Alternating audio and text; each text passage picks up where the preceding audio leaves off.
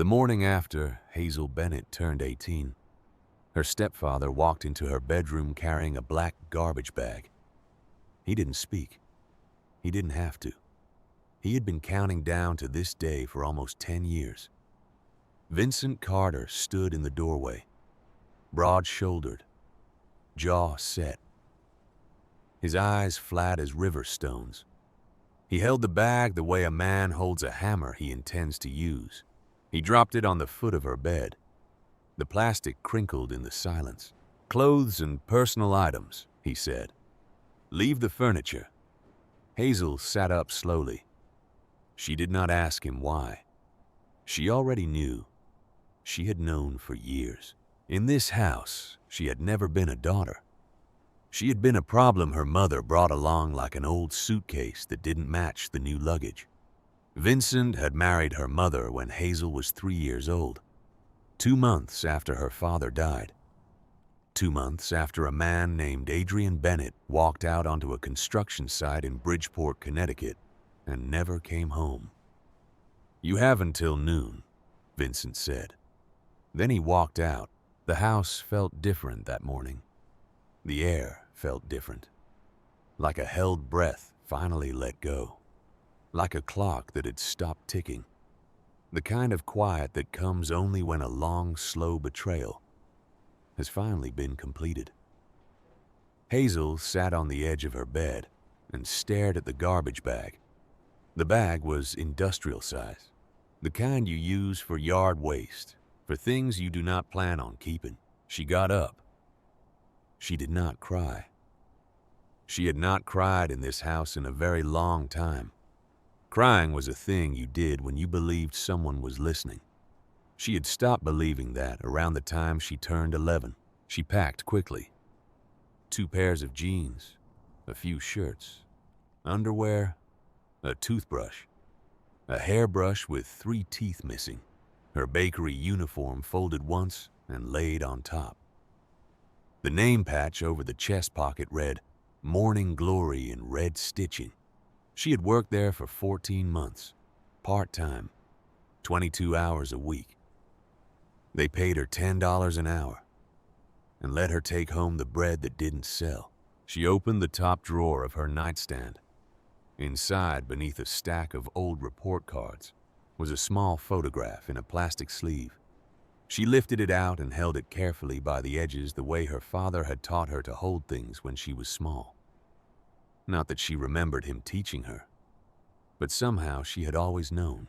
The photograph showed a young man in a denim jacket, 24 years old, dark hair, a careful, tired smile. He was holding a baby in a yellow blanket. The baby was her. On the back, in faded pencil, someone had written 4 words. Adrian and Hazel. April. April of 2011, the month her father died. She slid the photograph into the inside pocket of her bag, the place where it would not bend. Then she zipped the bag shut and stood up and looked once around the bedroom she had slept in for 11 years. The walls were bare. She had never been allowed to hang anything. Vincent had been very clear about that. No tape, no nails, nothing that left a mark. She had spent her whole adolescence trying to leave no mark. Downstairs, her mother was standing at the kitchen sink. Marlene Bennett was 42 years old. She had soft brown hair gone gray at the temples. She had been a beautiful woman once before grief and Vincent and 15 years of small surrenders had pressed her down into something smaller. Now she stood at the sink in a pale blue robe washing a pan that was already clean.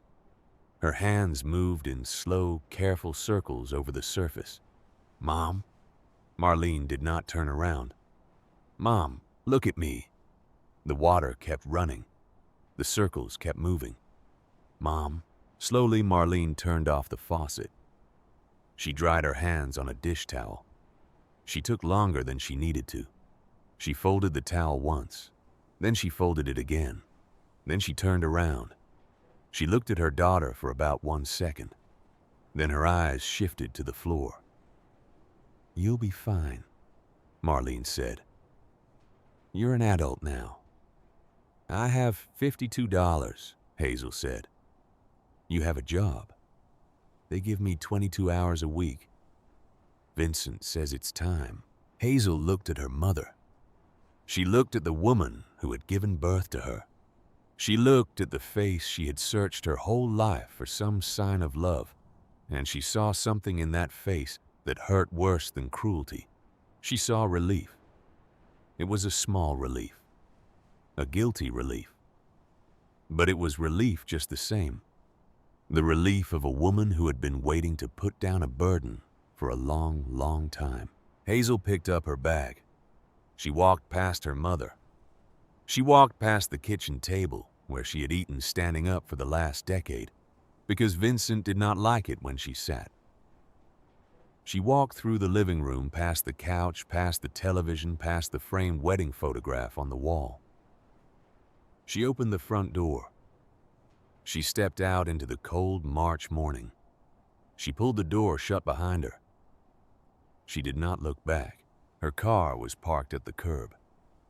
A 2004 Honda Civic, pale silver. 210,000 miles on the odometer. She had bought it 8 months earlier for $800 in cash money she had saved one paycheck at a time from the bakery hidden inside a hollowed-out hardcover copy of Charlotte's Web at the back of her closet. The check engine light had been on for 3 months. The passenger window did not close all the way. There was a gap at the top about half an inch wide that let in rain and cold, and the smell of whatever town she happened to be parked in. The radio worked, but only sometimes. The heater worked, but only when it felt like it. She tossed the garbage bag into the back seat. She got in. She sat behind the wheel for a long time before she could make herself turn the key. When she finally did, the engine coughed twice, hesitated, then caught. Hazel put the car in drive and pulled away from the curb. In the rearview mirror, she watched the house grow smaller and smaller and smaller. Then it was gone. The first night, she slept in the parking lot of a Walmart on the east side of Bridgeport. She leaned her seat back as far as it would go. She used a balled-up sweatshirt as a pillow. She locked all the doors and put her bag on the passenger seat where she could see it and tried to sleep. She woke up 4 times, once to a truck idling 2 spots over, once to the sound of footsteps walking past her window, slow and deliberate, once to someone trying door handles down the row. The 4th time, she woke up for no reason at all and lay there staring at the ceiling of the car until the sky outside turned the color of old aluminum. The 2nd day, she filled up the tank for $9.20.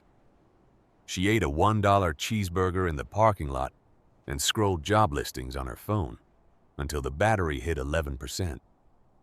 She plugged the phone into the car charger, but the cord only worked if she held it at exactly the right angle. So she sat there with one hand pinching the cord and the other hand scrolling, watching the battery climb 1% at a time. Nobody was hiring, or rather, nobody was hiring someone with no address, no references besides a fast food manager who might not remember her name. No way to shower before an interview. No way to iron her clothes. No way to be the person the rest of the world expected a job applicant to be. On the 3rd day, she parked at a rest stop off Interstate 95. She brushed her teeth in the women's bathroom, leaning over a stained porcelain sink, while a trucker's wife reapplied her lipstick in the mirror beside her. She splashed cold water on her face. She used a wadded-up paper towel to dry her cheeks. She walked back to her car. She climbed in. She closed the door. Then she did something she had not done in a very long time. She pulled out her father's photograph and held it up to the light. She did this sometimes when she was tired, when the world felt too thin. There was something about her father's face that steadied her, a face she barely remembered, a face she had never really known, and yet somehow the most familiar face in the world. She held the photograph by its edges. She tilted it slightly in the late morning sun coming through the windshield. And that was when she saw it. At first, she thought it was a smudge, a fingerprint, a trick of the light. She tilted the photo a little further into the sun. The smudge sharpened. It was not a smudge. It was writing. Faint, ghostly writing on the back of the photograph. Writing she had never seen before in her entire life. Writing that became visible only when the sunlight struck it at a certain angle. Hazel's heart began to beat very slowly, very deliberately. She held the photograph closer. She angled it. She watched the letters appear and disappear as she moved it. Two lines in her father's handwriting. She knew it was his because there were 100 other small things in her life with his pencil marks on them. A child's storybook, a toy box, the wooden frame of her crib she had found in a closet once. The first line, find Hank in Stillwater. The second line, trust no one named Vincent. Hazel sat in the driver's seat of her broken-down Honda Civic at a rest stop off Interstate 95, and she did not move. She did not blink. She did not breathe. A man named Adrian Bennett had died 15 years ago. And from somewhere inside 15 years of silence, from somewhere underneath a layer of invisible ink, that dead man had just spoken to her. The phone rang. She jumped so hard, she nearly dropped the photograph.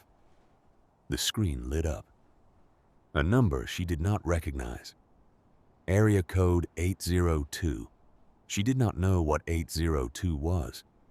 She did not know any phone numbers anymore. She did not have many people left to call. She answered, "Hello. Is this Hazel Bennett?" The voice on the other end was older, male, polished. The kind of voice that wore a wristwatch and knew how to read a room. "Yes," she said. "My name is Whitaker Reed. I am an attorney calling from Stillwater, Vermont. I have been trying to reach you for nearly 5 months. I am calling regarding the estate of your grandfather, Mr. Henry Bennett." The world tilted. Hazel pressed the phone hard against her ear. "My grandfather is dead," she said. "He died before I was born." There was a long pause on the line. The kind of pause a man takes when he is choosing his next words carefully. "Miss Bennett," Whitaker Reed said, "your grandfather passed away in October of last year. He was 76 years old. He had been alive for every single year of your life. And he came to my office once a year every year for the last 15 years to update his last will and testament. He named you his sole beneficiary. He always asked the same question." The lawyer paused again. "He asked whether I had been able to find you." Hazel could not speak. The wind blew through the half-inch gap at the top of her passenger window. Somewhere across the parking lot, a truck started up. A dog barked. A child laughed. She did not hear any of it. "My mother," she said finally. "My mother told me he was dead." "Miss Bennett," the lawyer said gently, "your mother was misinformed. Or she was misinforming. I cannot speak to which. But I can tell you that Henry Bennett lived in a small town in northern Vermont called Stillwater. He left you everything he owned. A cabin he built with his own hands. The land it sits on. The contents of the property. There are no liens. No outstanding taxes. He made very, very sure of that." She closed her eyes. "How do I get there?" He gave her the address. He told her the front door key would be in a lockbox on the porch. He told her his office sat across from the post office on the main street. He told her he had been holding her grandfather's file for 5 months, waiting for someone to claim it. "Miss Bennett," he said, "before I let you go, I want you to know one thing. Your grandfather did not stop looking for you. Not in the courts, not in the world, not for a single day. He was, by every measure I am qualified to give, a remarkable man." Hazel did not trust her voice. "Thank you," she whispered. She hung up. For a long time she sat there, the photograph in her lap, the two faint lines of invisible writing fading and reappearing as her hand trembled in the sun. "Find Hank in Stillwater. Trust no one named Vincent." She turned the key in the ignition. The Civic coughed. The Civic caught. She pulled out of the rest stop. She got on the highway. She turned north. The drive took 7 hours. She drove past suburbs and strip malls and parking lots. Then the cities thinned. Then the highway narrowed. Then the land began to rise and the trees began to thicken on either side of the road. And somewhere outside of Albany, the radio finally died for good. And she drove the last 3 hours in silence. She crossed into Vermont at 4 in the afternoon. The state line was marked by a single green sign and a stand of white birch trees and a long, slow curve in the road. She rolled down the window. The air smelled like cold rivers and wet stone and wood smoke from someone's chimney far away. It smelled like nothing she had ever known. She drove past dairy farms and red barns. She drove past a covered bridge older than her great-grandfather.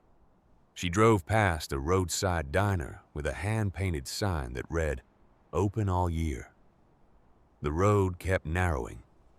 When she finally crossed the bridge into Stillwater, the sun was low in the trees, and the lake to her left was the color of a slate roof in the rain. A sign by the bridge said, "Population 612. She slowed the car to a crawl. Main Street was 4 blocks long. A hardware store, a diner with a chalkboard out front, a small white church with a bell tower, a general store with a porch and a screen door, and a hand-lettered sign that said, "Hawthorne and Sons SN 1942.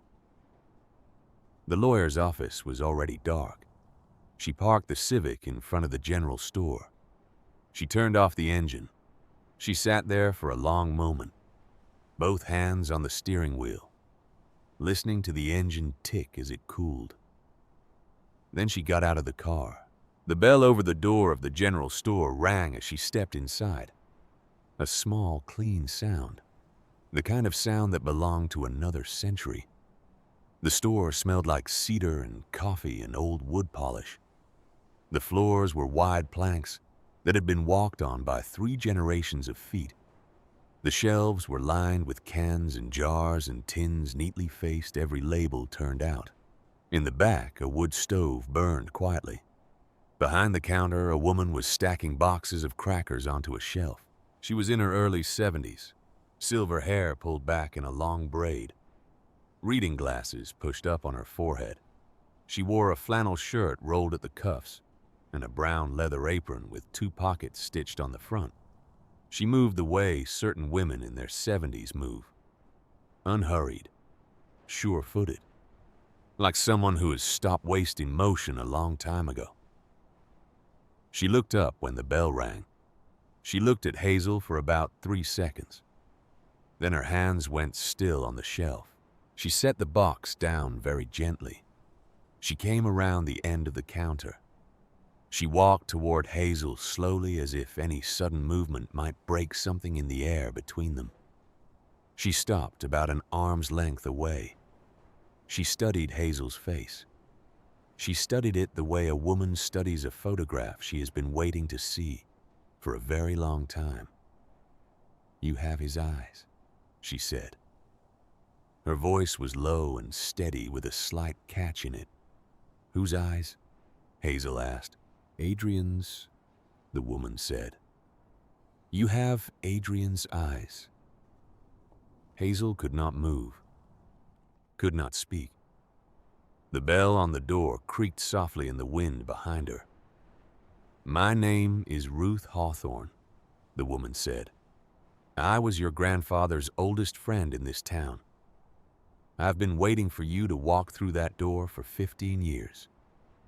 Then, without warning, without ceremony, the woman called Ruth Hawthorne reached out and took Hazel's 2 hands in her own and held them. She did not hug her. She did not cry. She did not say anything more. She just held her hands. Her palms were warm. They were rough with calluses. They had carried grief for a long time, and they knew how to hold a young woman who had just driven 7 hours alone with a garbage bag in her back seat and a dead father's hidden message in her pocket. Hazel felt something inside her chest crack open. It was a small crack, but it was the first one in a very long time. Ruth let go of her hands. She stepped back. She studied Hazel again, looking her over from head to toe, the way an old craftsman studies a piece of wood she is about to begin working with. "You haven't eaten today," she said. It was not a question. "I had crackers this morning." Ruth turned and walked to the back of the store. She came back with a brown paper bag. Into it, she put a loaf of bread, a jar of peanut butter, 2 apples, a bottle of water, a box of crackers, a wedge of cheddar cheese wrapped in wax paper. She set the bag on the counter. "I can't pay for that," Hazel said. "Your grandfather paid for it," Ruth said. "He paid for it 9 years ago.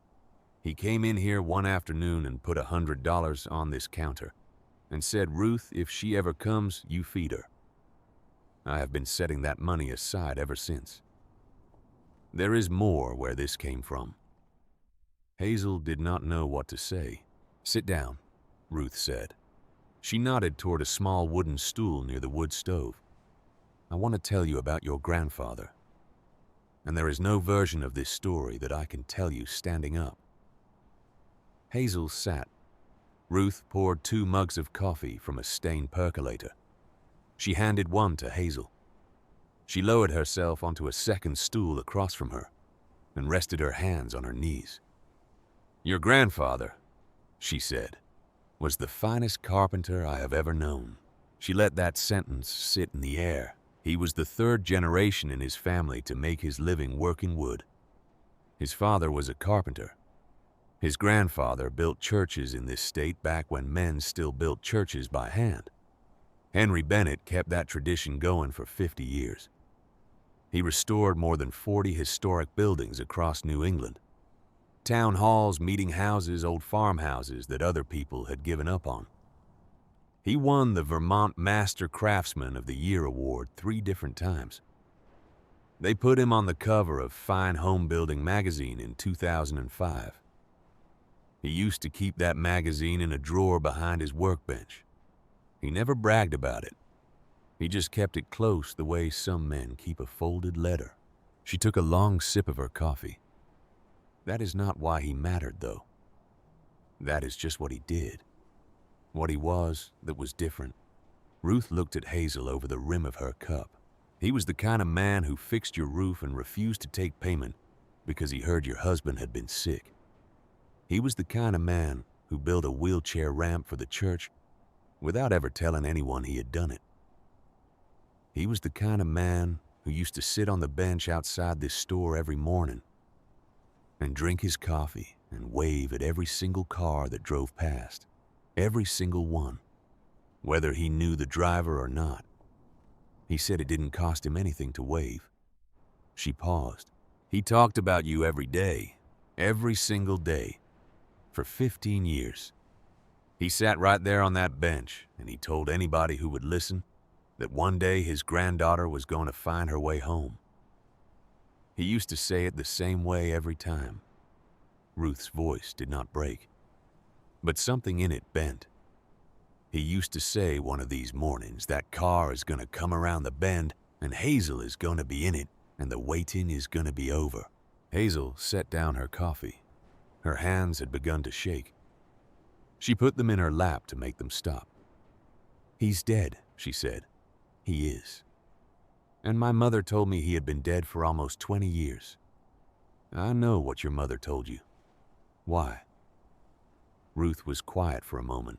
"That is not a question I am going to answer for you tonight," she said gently. "Your grandfather left a great many things behind for you to find. I would like you to find them in the order he intended. He was a careful man, sweetheart. He spent 15 years building you a road home, and he built it one board at a time. She stood up. Come on, I will give you directions. I will also tell you that I have been driving out to that cabin once a week since October, just to check on it. Make sure the pipes didn't freeze. Make sure nothing got in. I made him a promise, and I do not break promises to Henry Bennett. Hazel followed her to the counter. Take Old Mill Road 2 miles north, Ruth said.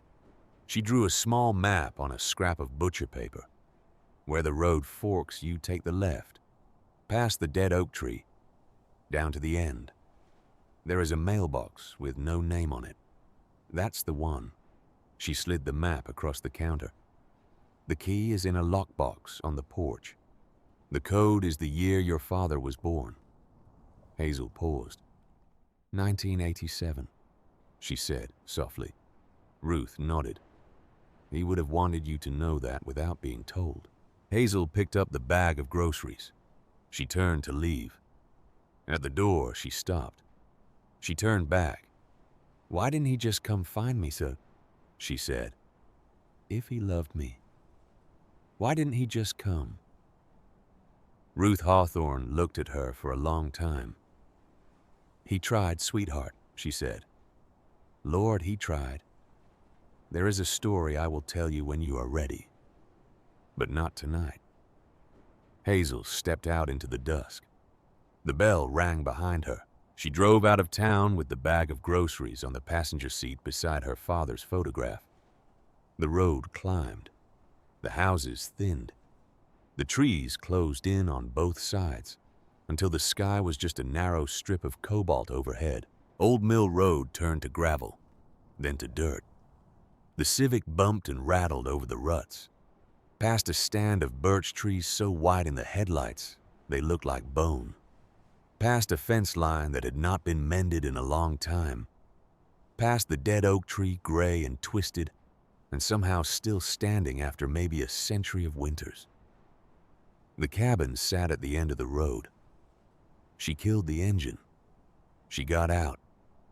She stood in the cold for a long moment just looking. It was small. One story. Cedar shingles weathered to the color of wet stone. A covered porch ran the full length of the front. A stone chimney rose from the back. Even in the failing light, even from 20 feet away, she could see the craftsmanship in it. There was no other word for it. The cabin was loved. The corners were tight. The roof line was perfectly straight. The porch posts were hand-turned. The trim along the top of the door frame was hand-carved into a pattern of leaves and branches. Somebody had spent days on that trim. Somebody had spent days on every inch of this place. She climbed the porch steps. They did not creak. The lockbox was a small brass one mounted beside the door. She spun the 4 little wheels. 1, 9, 8, 7. The box clicked open. Inside was a single brass key, heavy, warm, worn smooth by a thumb that was no longer in the world. She put the key in the lock. The door opened without a sound. Inside, the cabin smelled like cedar and dust and wood smoke that had not burned for months. She fumbled along the wall and found a switch and flicked it. A single overhead bulb came on warm and yellow.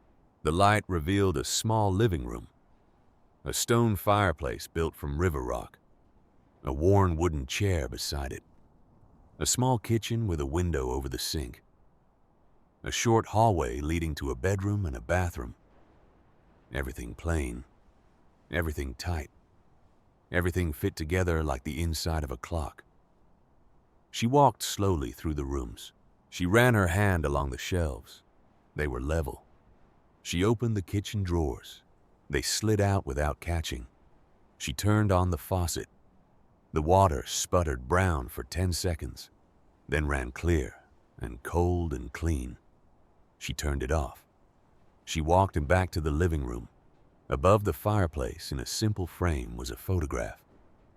She had not noticed it on the way in. The light was different now. Her eyes had adjusted. She walked closer. It was an old photograph, black and white, slightly faded along the edges.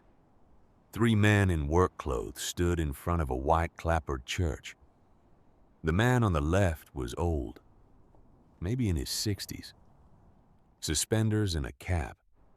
The man in the middle was younger, maybe 40, square jaw, big hands, a faint smile. The boy on the right was about 10 years old. He held a wooden mallet in one hand and was looking up at the older man with an expression of pure, quiet pride.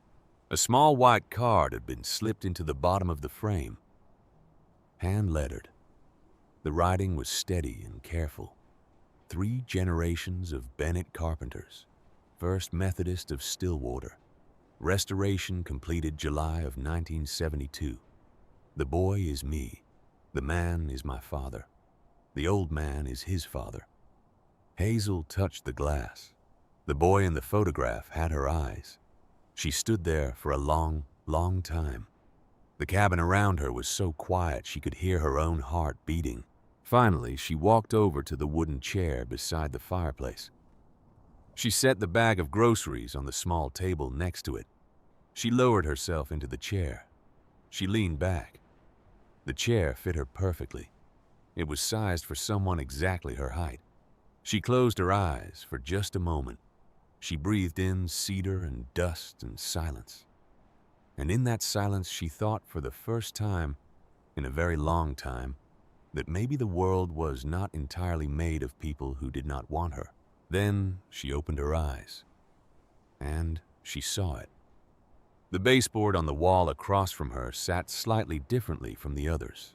Every other baseboard in the room was flush, tight, seamless, the work of a man who did not tolerate gaps, but this one had a gap. Not the kind that came from age, the kind that came from purpose. A uniform gap, exactly the same width all the way across. She got down on her knees. She pressed her palm against the left end of the baseboard. Nothing. She pressed against the right end. Nothing. She pressed and pushed sideways. The baseboard slid, smoothly, silently, on a pair of hidden brass tracks. It glided sideways into a slot inside the wall the way a drawer slides into a desk. Behind it was a compartment, cedar-lined, 8 inches deep, 2 feet wide. Inside the compartment, stacked neatly, were 12 white envelopes. Each envelope was labeled in the same steady, careful handwriting she had just seen on the card, under the photograph above the fireplace. Hazel, age 6. Hazel, age 7. Hazel, age 8, all the way through to Hazel, age 17. 12 birthday cards, each one stamped in thick red ink across the front with 2 terrible words: return to sender. The handwriting on the return to sender stamps was not the handwriting on the envelopes. That handwriting belonged to her mother.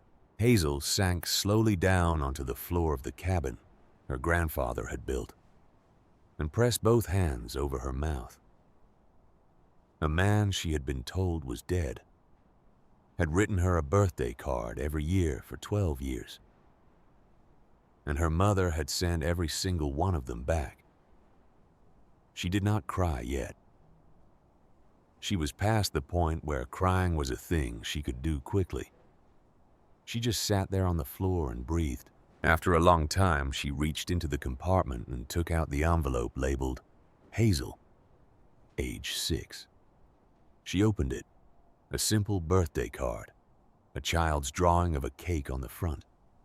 Inside, his handwriting filled the page. Happy birthday, sweetheart. You are 6 years old today. I drove past your mother's house last week. I parked across the street and I sat there for 1 hour. I could see the light in what I think is your bedroom window. I wanted very badly to come up to the door and knock. I'm not allowed to do that. So I sat in the truck and I watched the light until it went off. Then I drove home and I wrote you this card. I will keep writing them. I love you. Grandpa Hank. She set the card down. She opened the next one. Age 7. Happy birthday. You are 7. I filed a petition with the court last month. I am asking for 1 supervised afternoon a month. My lawyer says we have a real case. I've been sober for 2 years. I've not had a drink since the day after your father died, and I will never have one again, because I promised your father something, and there is nothing in this world more important to me than keeping that promise. Grandpa Hank, age 8. The judge denied the petition. They said I was an unfit influence. Some things I did before I got sober still follow me around. I am going to keep trying. I will not stop trying. Grandpa Hank. She read them all. She read them on the floor of a cabin a dead man had built her, with a wool blanket of cold air around her shoulders, while outside the wind moved softly through the pines. She read about a man who drove past her house and watched her bedroom light go off. She read about a man who hired lawyers and lost. She read about a man who got sober for her and stayed sober for her and built a life around her absence like a carpenter, building a room around an empty chair. She read about a man who had loved her every day of her life and whom she had never, in any conscious moment, even known existed. When she got to the 11th card, age 16, she found something else inside it. It was a small black and white photograph, older than she was. The edges were soft with handling. The image was slightly faded. The kind of photograph you find tucked into the back of a wallet that has not been opened in a long, long time. It showed 2 men standing in front of a half-framed house. They were both wearing tool belts, both holding hammers. They were laughing at something just off camera. The man on the left was her father, Adrian Bennett, 23 years old. The same careful face from the photograph in her bag, alive and smiling. The man on the right was younger then, without the gray in his temples, without the broad belly, without the cold, flat eyes she had grown up with. But the jaw was the same. The mouth was the same. The hands were the same. She turned the photograph over. In her grandfather's handwriting on the back were 6 words. Vincent and Adrian, Bennett Construction, 2010. Hazel went very, very still. Her father had a business partner. Her father had a business partner named Vincent. Her mother had married a man named Vincent 2 months after her father died. Her mother had never in 18 years ever mentioned that the man she married had known her dead husband. Hazel sat on the floor of the cabin. The wood stove had long gone cold. The wind outside had picked up. She held the photograph in both hands, and she looked at the 2 faces in it. The man who had given her life, and the man who had taken everything else from her, standing side by side with their hammers in their hands. She did not know what she was looking at, but she knew it was the beginning of something. She set the photograph down on the floor beside the open compartment. She sat back on her heels. She looked up at the framed photograph above the fireplace. 3 generations of Bennett men standing in front of a church 150 years old. Her last name, her family, her people. She did not know how long she sat there. The light outside the windows went from purple to black. The stars came out over the trees. The cabin grew cold around her, and she did not move. She was still sitting there when she heard the tires. The sound came up Old Mill Road slowly. Gravel under heavy rubber. A truck. A big one. The engine was deep and confident, the kind of engine that costs money. The headlights swept across the windows of the cabin. The truck rolled to a stop at the end of the driveway. Hazel got up off the floor. She crossed to the window. She moved the curtain aside just enough to look out. A black pickup truck sat idling in the driveway, new, polished. The chrome winked in the moonlight. It was not the kind of truck a man from a town of 612 people drove. The driver's door opened. A man stepped out. He was tall, mid-40s, heavy through the shoulders. He wore a wool coat that looked too expensive for the road he had just driven up. His boots were clean. He took a moment in the cold air to settle his coat on his shoulders, and then he turned and walked toward the cabin. He did not look around. He did not check the property. He walked like a man who already knew exactly where he was going.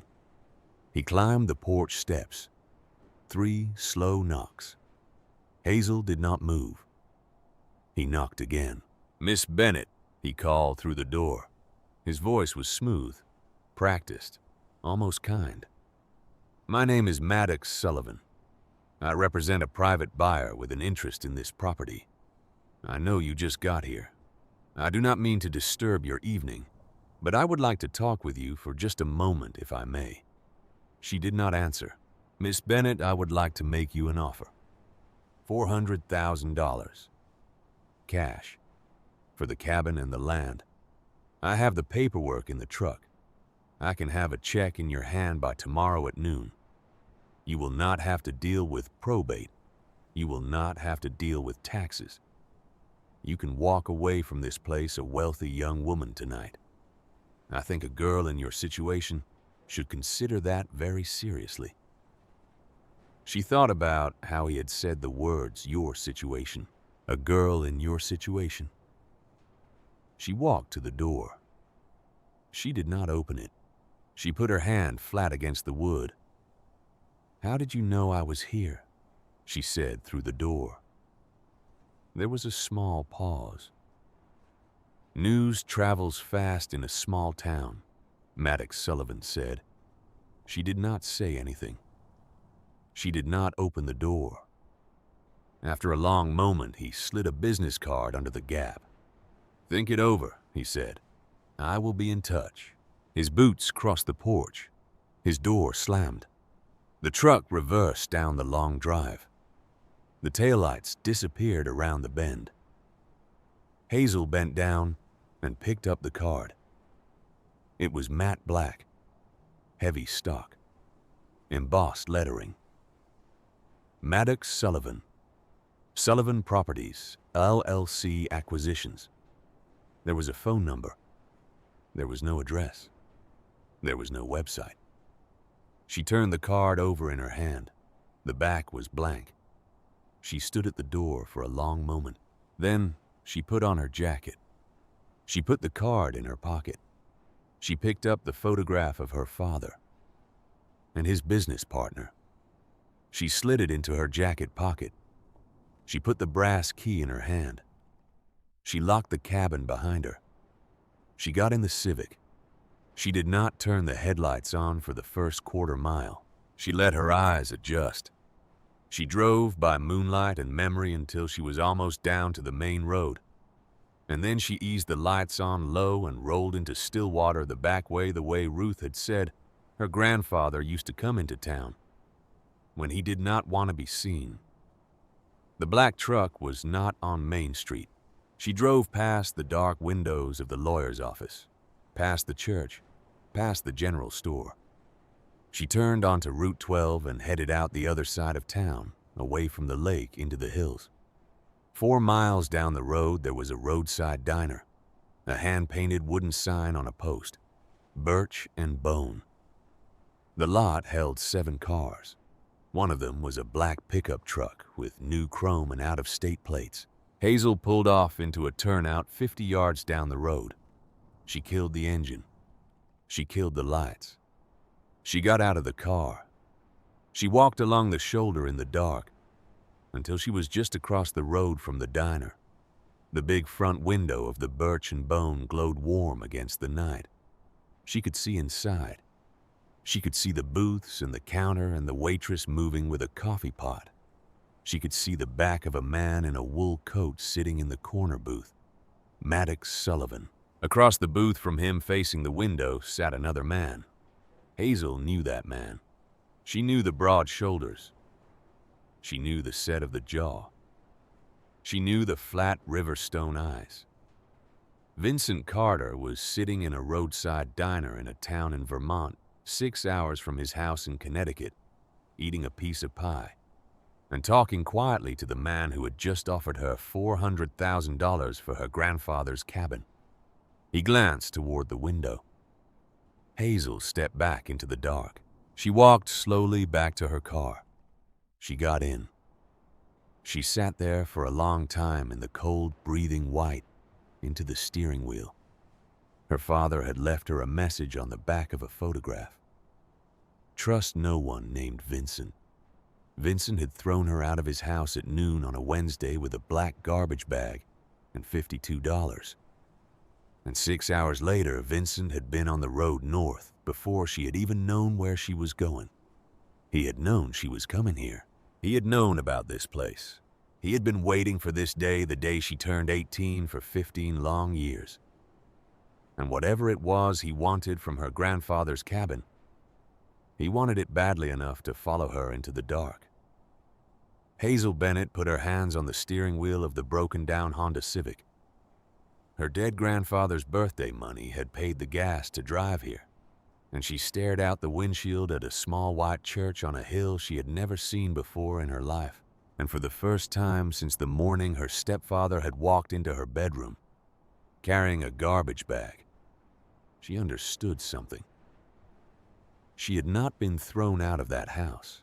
She had been sent by someone for something. And whatever it was, it had been waiting for her in the walls of a cabin in northern Vermont for 15 years. She turned the key. She did not go back to the cabin. Not yet. She drove the other way down a back road Ruth had pointed out on the map into a darker stand of trees, and she pulled off onto a logging spur and killed the engine and the lights. She sat in the cold dark of her father's home state. She took out the photograph from her jacket pocket, the old black and white one, Vincent and Adrian, Bennett Construction, 2010. She looked at her father's face. "I'll figure it out," she whispered. "Whatever you wanted me to find, I'll figure it out."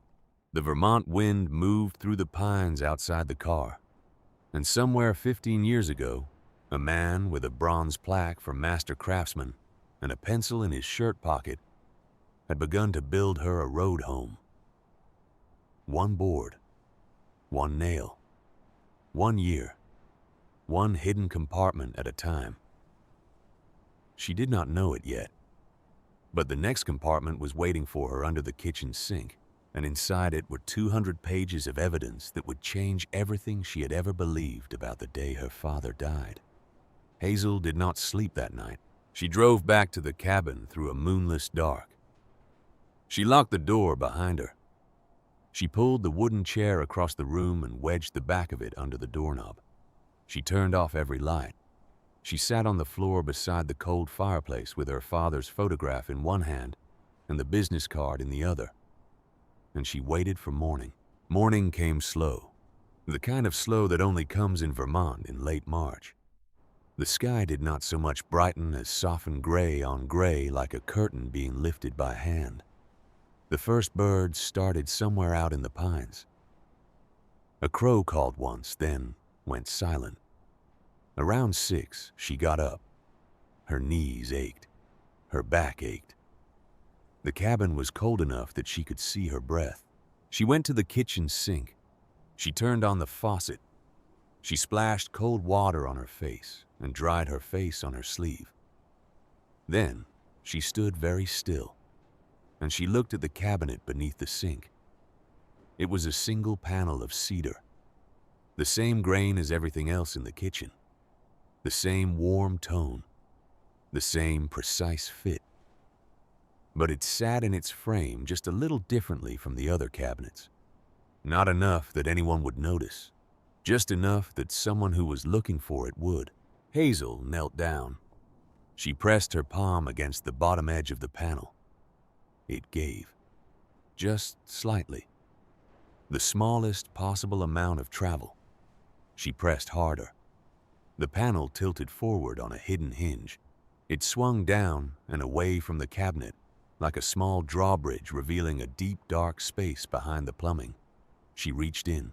Her hand closed around something thick and heavy. A leather portfolio. Old. The leather was soft and dark and worn at the corners. She lifted it out and carried it to the small kitchen table by the window. She sat down. She set the portfolio in front of her. She opened it. The portfolio held more than 200 pages. Photographs. Surveillance photographs. Black and white and color. Photographs of a younger Vincent Carter standing in parking lots, talking to men in suits. Photographs of Vincent at construction sites that did not look like construction sites. Photographs of him handing envelopes to a man in a city inspector's uniform. Photographs of him outside a building in downtown Boston with a heavy stone facade and no sign on the door. Below the photographs were typed reports. Each report was dated. Each was numbered. Each had been signed at the bottom in fountain pen ink in a small, careful, professional hand. The signature was the same on every page. J.T. McAllister, licensed private investigator, State of Connecticut. The earliest report was dated June of 2011, 2 months after her father died. The latest report was dated September of 2025, 1 month before her grandfather died. 15 years. 15 years of surveillance. Hazel slowly began to turn pages. The reports were dense, dry, the kind of writing that does not raise its voice.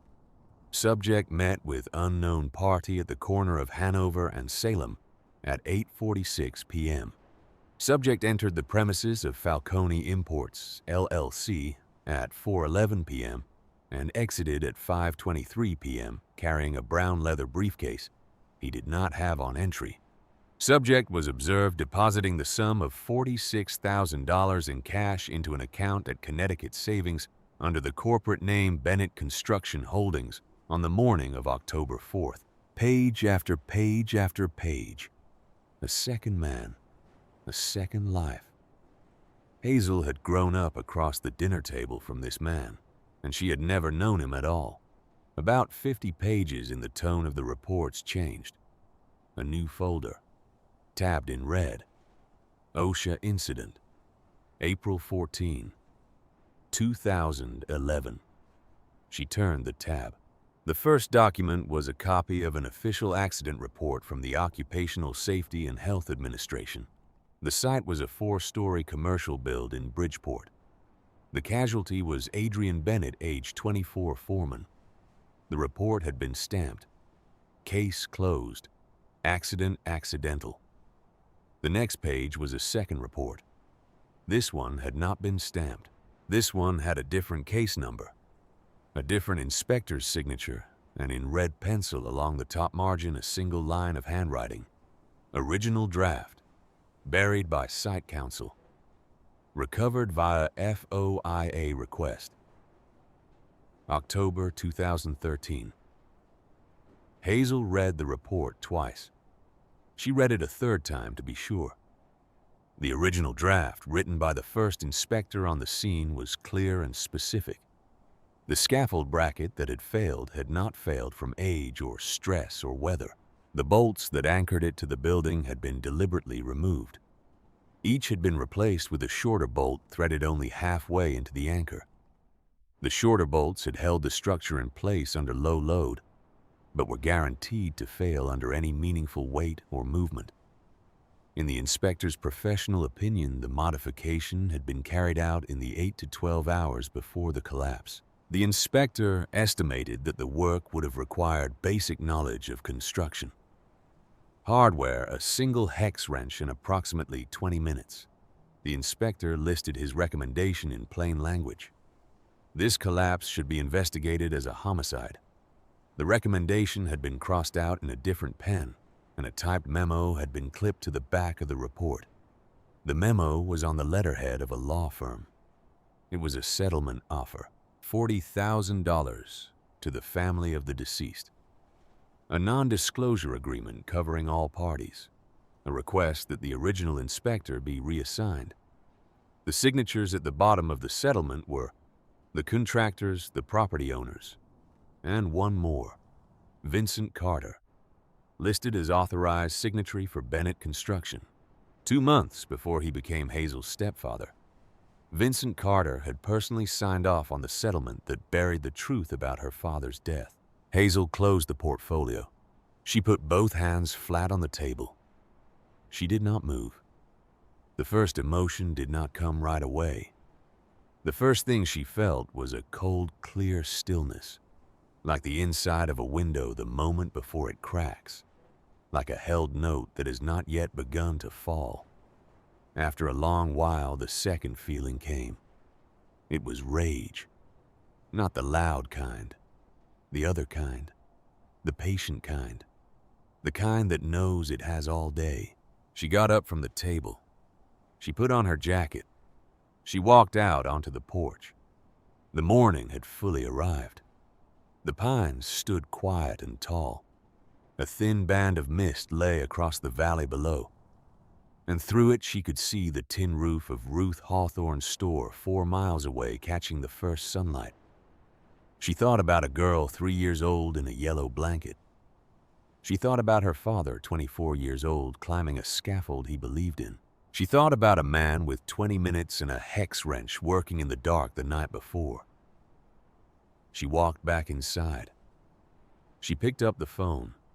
It was time to call Ruth. Ruth arrived in less than 30 minutes. She did not knock. She came up the porch steps with a casserole dish wrapped in a kitchen towel, and she pushed open the door with her hip, the way a woman pushes open a door she has been pushing open for 15 years. She set the casserole on the kitchen counter. She turned. She looked at Hazel. Hazel had not moved the portfolio from the table. Ruth's eyes went to the leather, then to the open red tab, then to the photographs spread out beside it. Her face changed. Not in any large way, just a tightening around the mouth, a small, dry settling around the eyes. "You found the second one," she said.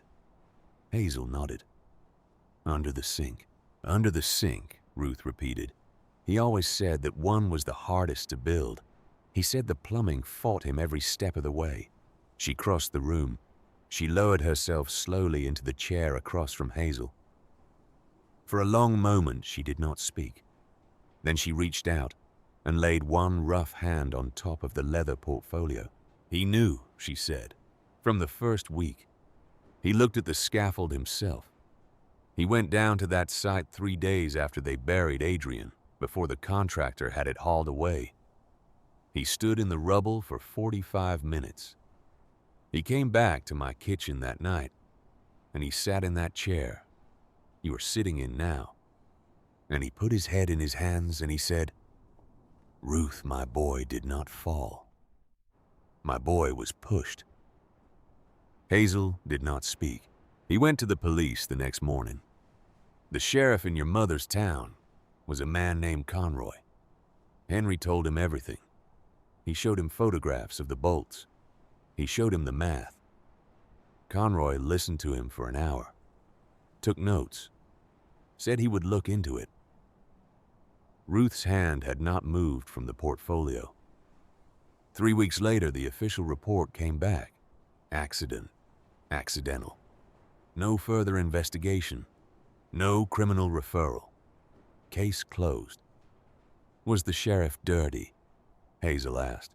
"He was on a list of monthly payments your grandfather later traced through a shell company. $1,200 a month for 6 years until the man retired and moved to Florida.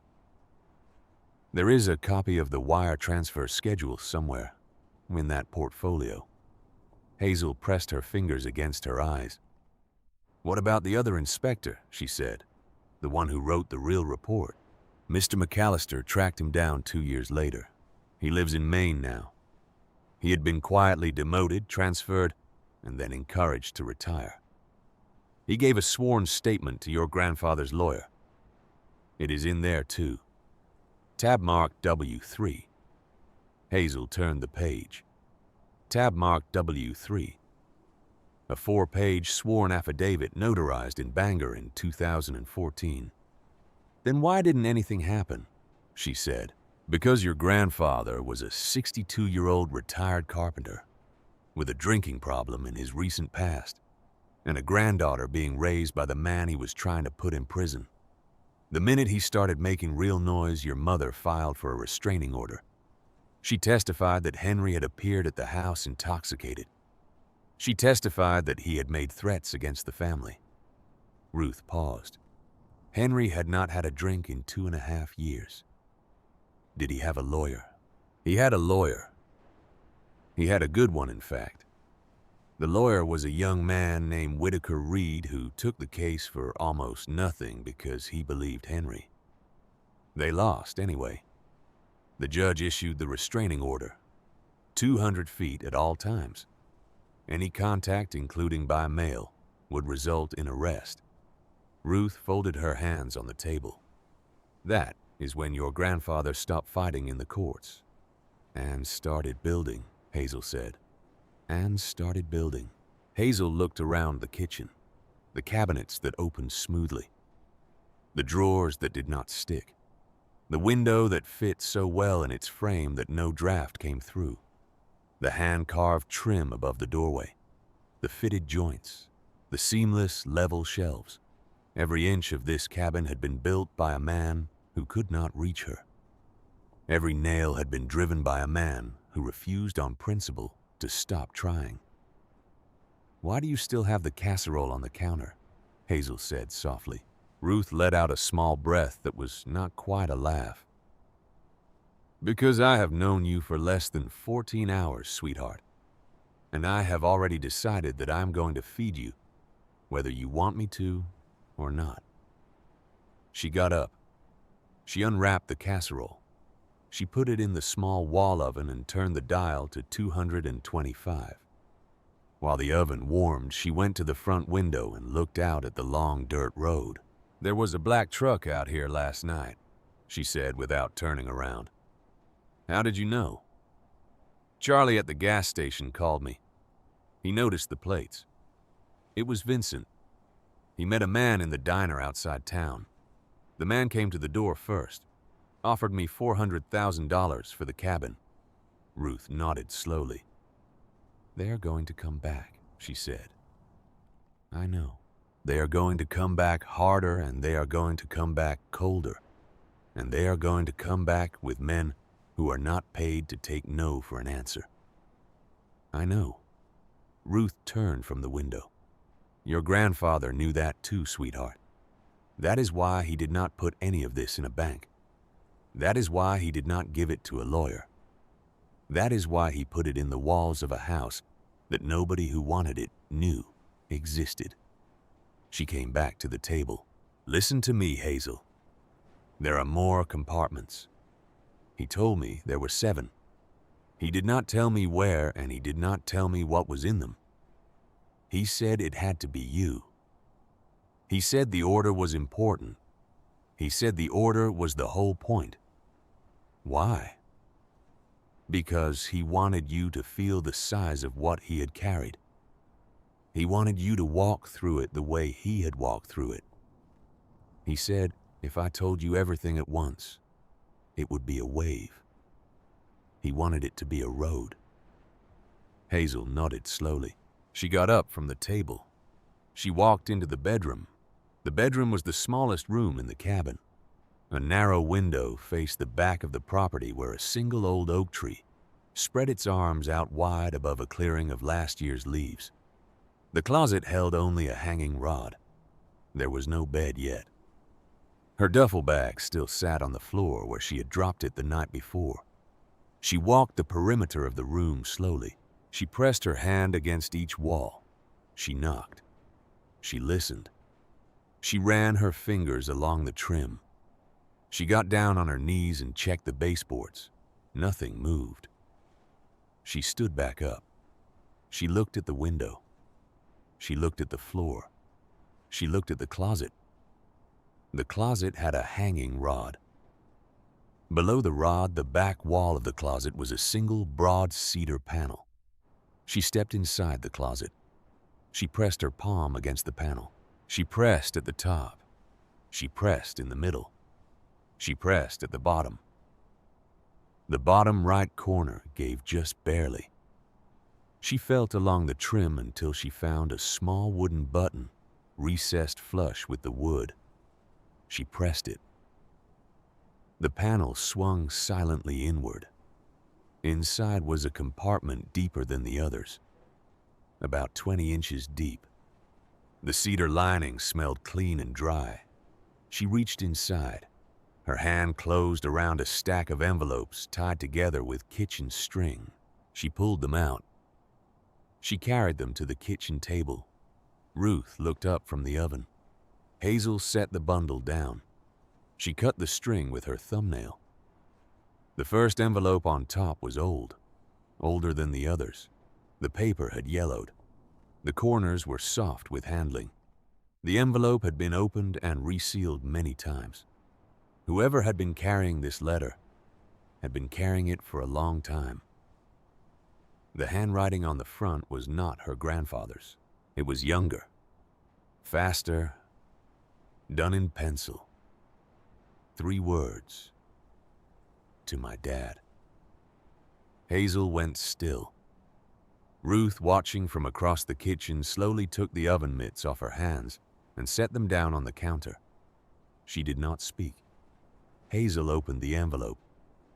The letter inside was 2 pages long, written on lined notebook paper. The first line was dated April 11th, 2011, 3 days before her father had died. Dad, I am writing this because I cannot say it out loud. I cannot say it on the phone.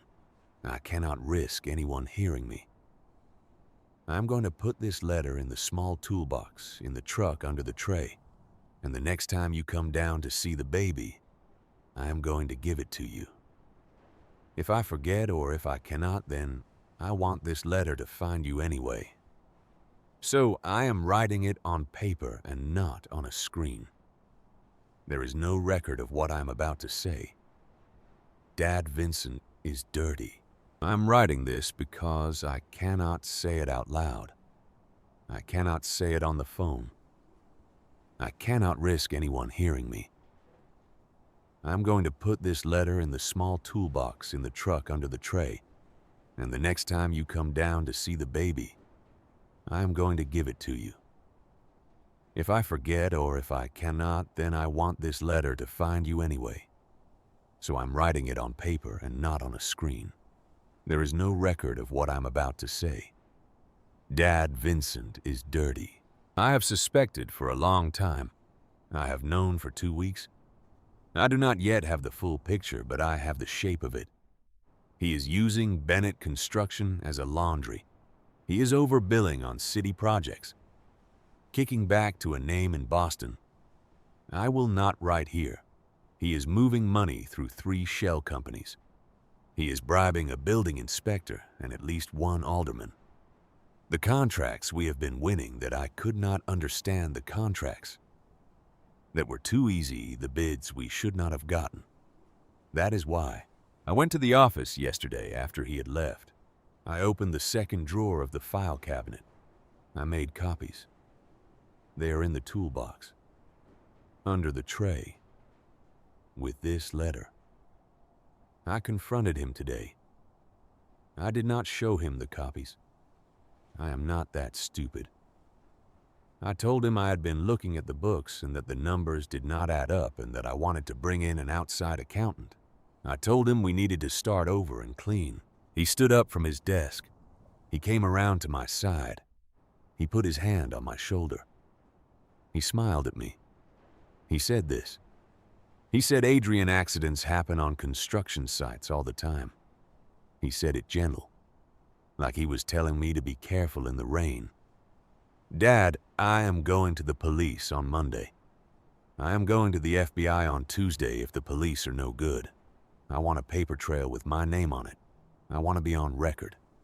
I think that is the only thing that will keep me alive. But just in case, Dad, if anything happens to me, if I fall, if there is a wreck on the way home, if there is a gas leak, if I do not come to dinner, anything. You take care of Hazel. You raise her if you have to. You watch her if you cannot raise her. You promise me, Dad. She is 3 years old. She is asleep in the next room as I write this. I just went in and looked at her. She had one hand sticking out from under the blanket. I tucked it back in. Dad, if I do not get to see her grow up, I want you to tell her about me when she's old enough. I want you to tell her I loved her so much I could not breathe sometimes. I want you to tell her I worked the long hours so that one day she could go to college and never have to work the long hours.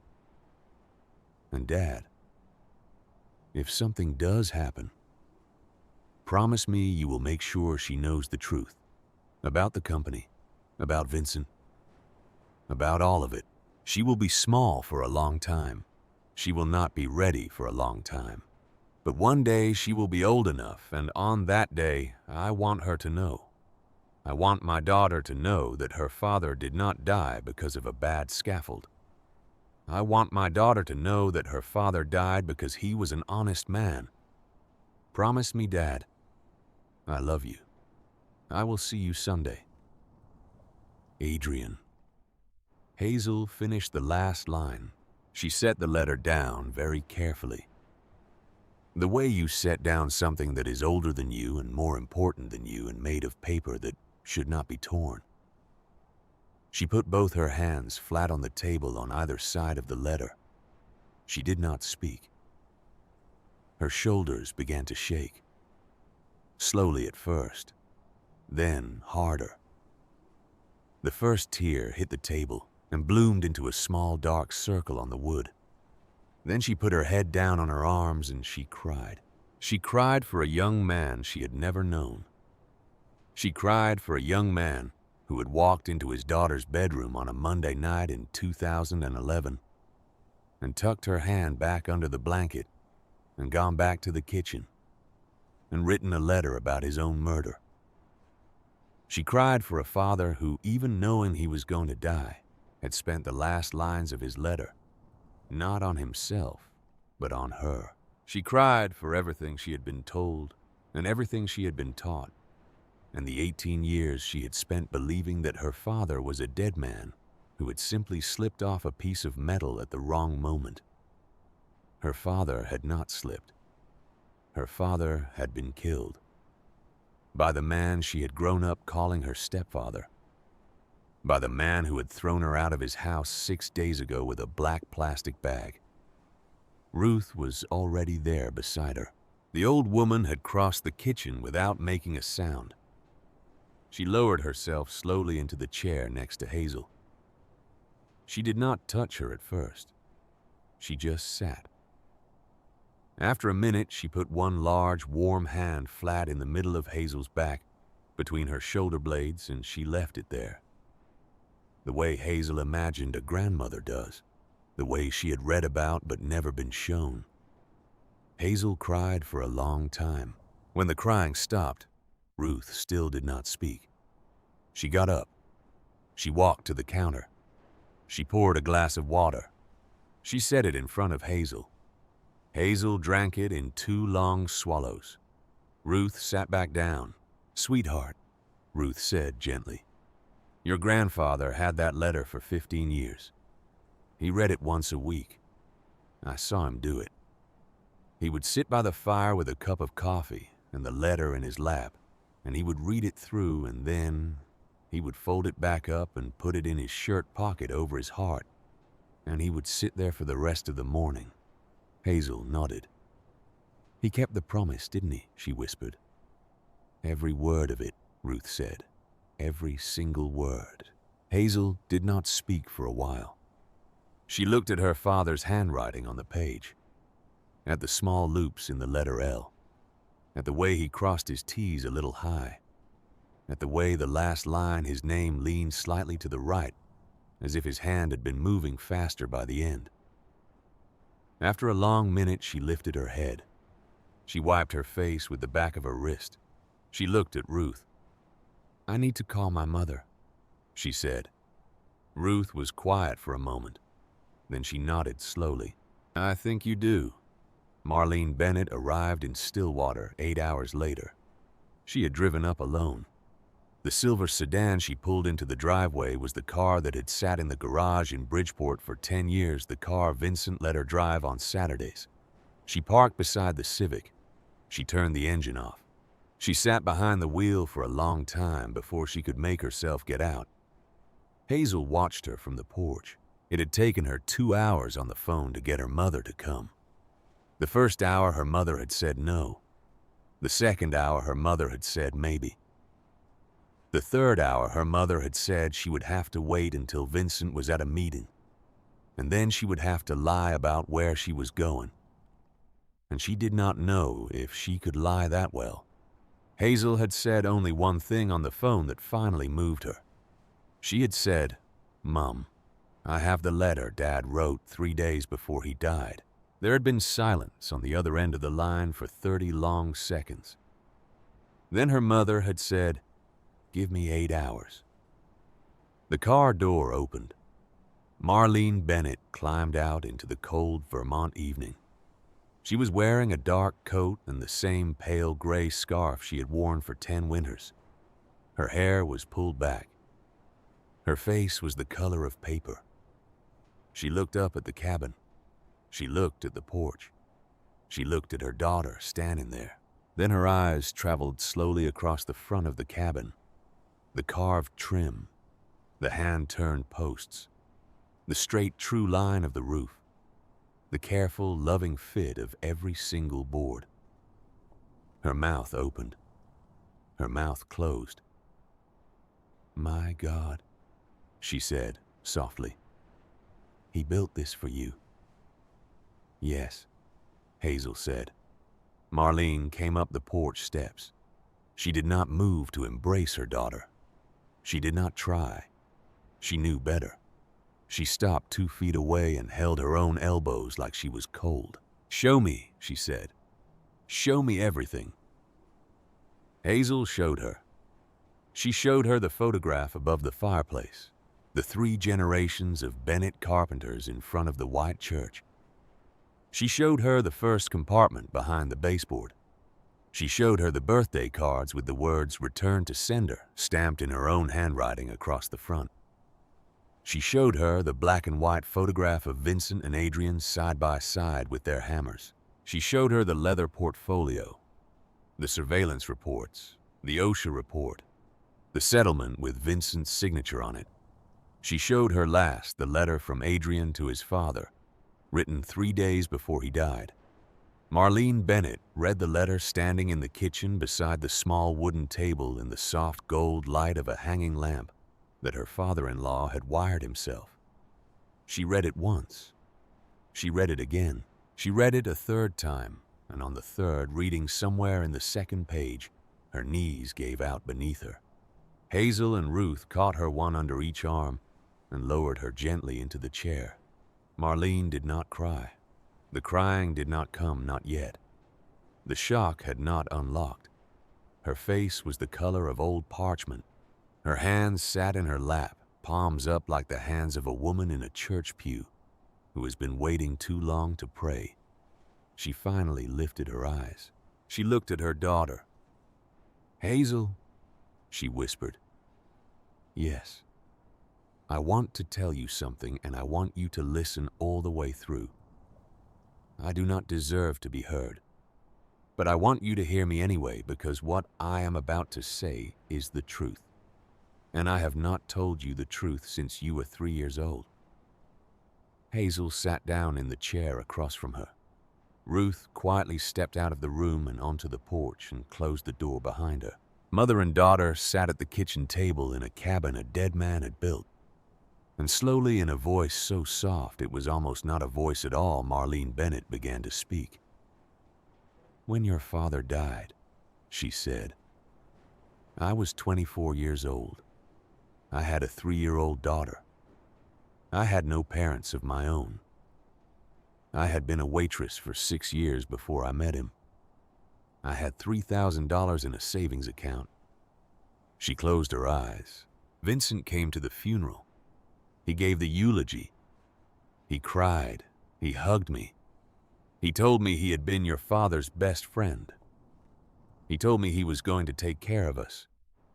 He said it like a brother says it. I believed him. She opened her eyes. He moved in slowly, Hazel. He did not just appear at my house. He brought groceries. He fixed the broken garage door. He paid the gas bill the month I did not have it. He gave you a stuffed bear for your 4th birthday, and you would not let go of that bear for a year. I thought I was being saved. I thought I was being saved by a kind man. Her voice was steady. She had rehearsed this in her head for a long time. By the time I realized what he was, I was already inside it. He had moved his name onto the lease. He had moved his name onto the bank accounts. He had taken over your father's business, and he had started filing paperwork I did not understand. He had been very patient. She paused. He showed me photographs of myself, she said softly. Hazel, look at me. I want you to look at me when I say this. He had photographs of me. They were not real. He had paid someone to make them. He told me that if I ever left him, he would send them to social services. He told me they would take you away from me. He told me that even if I proved them false, the investigation would take a year and you would be in foster care for that year. He said he would make sure of it. Marlene Bennett's hands began very slowly to shake. He also told me something else that night, she said. He told me that the scaffold your father fell from had not failed by accident. He said it like it was a joke. He said your husband should have been more careful, Marlene. And he smiled. He smiled the way he smiled in the car when he was happy. And in that smile, Hazel, I understood that the man who had killed your father was sitting at my kitchen table. And he had told me. And he had told me on purpose. Her voice broke for the first time. I have lived with that for 15 years, she said. I have lived with it every day. I have stood next to that man in line at the grocery store. I have slept in the same bed with him. I have done it because every single time I looked at you, I thought she is alive. He has not hurt her. As long as I do not move, he will not hurt her. So I did not move. Hazel was looking at her mother. She was not crying yet. Something in her chest had gone very quiet. And then I turned 18, she said. Marlene nodded. She could not speak. And he threw me out. He thought you would just disappear, her mother whispered. He thought the world would do the rest. He thought no one would come looking for you. He did not know about this place. He did not know about your grandfather. He believed Henry had died 8 years ago. I told him Henry had died 8 years ago. Because I had said it for so long, I had almost started to believe it myself. But then the lawyer called my old number. And Vincent answered it, her mother said.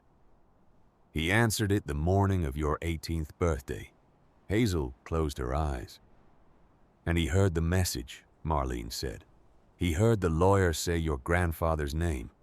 He heard the lawyer say Stillwater. He understood in that moment that there was something here he had not known about. Something Henry had left for you. He drove up the same night you did. He has been here ever since. For a long time, Hazel did not say anything. She got up from the table. She walked to the window over the sink. She looked out at the early evening. The light was going. A doe stepped out of the tree line at the edge of the clearing, paused, lifted her head, and then moved on. Hazel watched the deer disappear. She did not turn around when she spoke. You brought something with you, didn't you? She said. When I called, you brought something with you. Behind her, she heard her mother take a long, slow breath. Yes, Marlene said. Hazel turned. Marlene was reaching into her coat.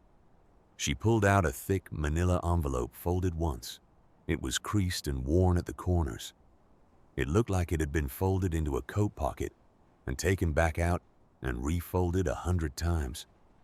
She set it on the table. "I have been keeping this for 10 years, she said. Hazel, I knew. Maybe not all of it, but enough. I have been keeping every bank statement that did not add up. Every phone bill with the same Boston number on it every week. Every cash deposit slip I could photograph on my phone before he came home. I've been keeping it in a Bible at the back of the linen closet. I knew that one day I was going to need it. I did not know that I would be the one to bring it to my own daughter." Hazel walked back to the table. She sat down. She did not open the envelope yet. She looked at her mother. "Why now?" she said. "Why not 5 years ago? Why not 10? Marlene shook her head, slowly. "Because for 10 years I was a coward," she said. "I was a coward in every way a person can be. And then 6 days ago, my husband walked into my daughter's bedroom with a garbage bag. And I stood at the sink and washed a clean pan. And I let him do it. And the moment your car pulled away from the curb, Hazel, the moment your taillights turned the corner, something in me broke. Something I had been holding shut for 15 years. She wiped her face with the back of her hand. "I do not deserve forgiveness," she said. "I am not asking for it. I am only saying that I have been waiting my whole adult life for someone strong enough to break my chain. And it turns out that the person strong enough was the little girl I almost let him bury." Hazel finally allowed her own tears. She did not stand up. She did not embrace her mother. She did not say it was all right because it was not all right. She just sat at the table and let them come quietly, while her mother sat across from her with her own hands flat on the manila envelope. After a long time, Hazel reached out and laid her hand on top of her mother's. "Mom," she said. "Yes, we are going to put him in prison." Marlene closed her eyes. She nodded. Outside, Ruth Hawthorne was still standing on the porch, with her arms crossed against the cold. She turned her face slightly when she heard the front door open. Hazel stepped out into the evening. "I need to find the fourth one," Hazel said. "The fireplace," Ruth said immediately. "He told me once that the last big piece was in the fireplace. He said the heart of the house carried the heart of the case." The three of them went back inside. In the living room, Hazel knelt by the hearth. The stones were river rock. Each one had been set without mortar. Each one fit so tightly against its neighbors that the whole hearth looked like a single living thing. Near the base, one stone sat slightly higher than the others, by less than the width of a fingernail. She had walked past it twice already. She had not seen it. She pressed it. Nothing. She pressed and pushed sideways.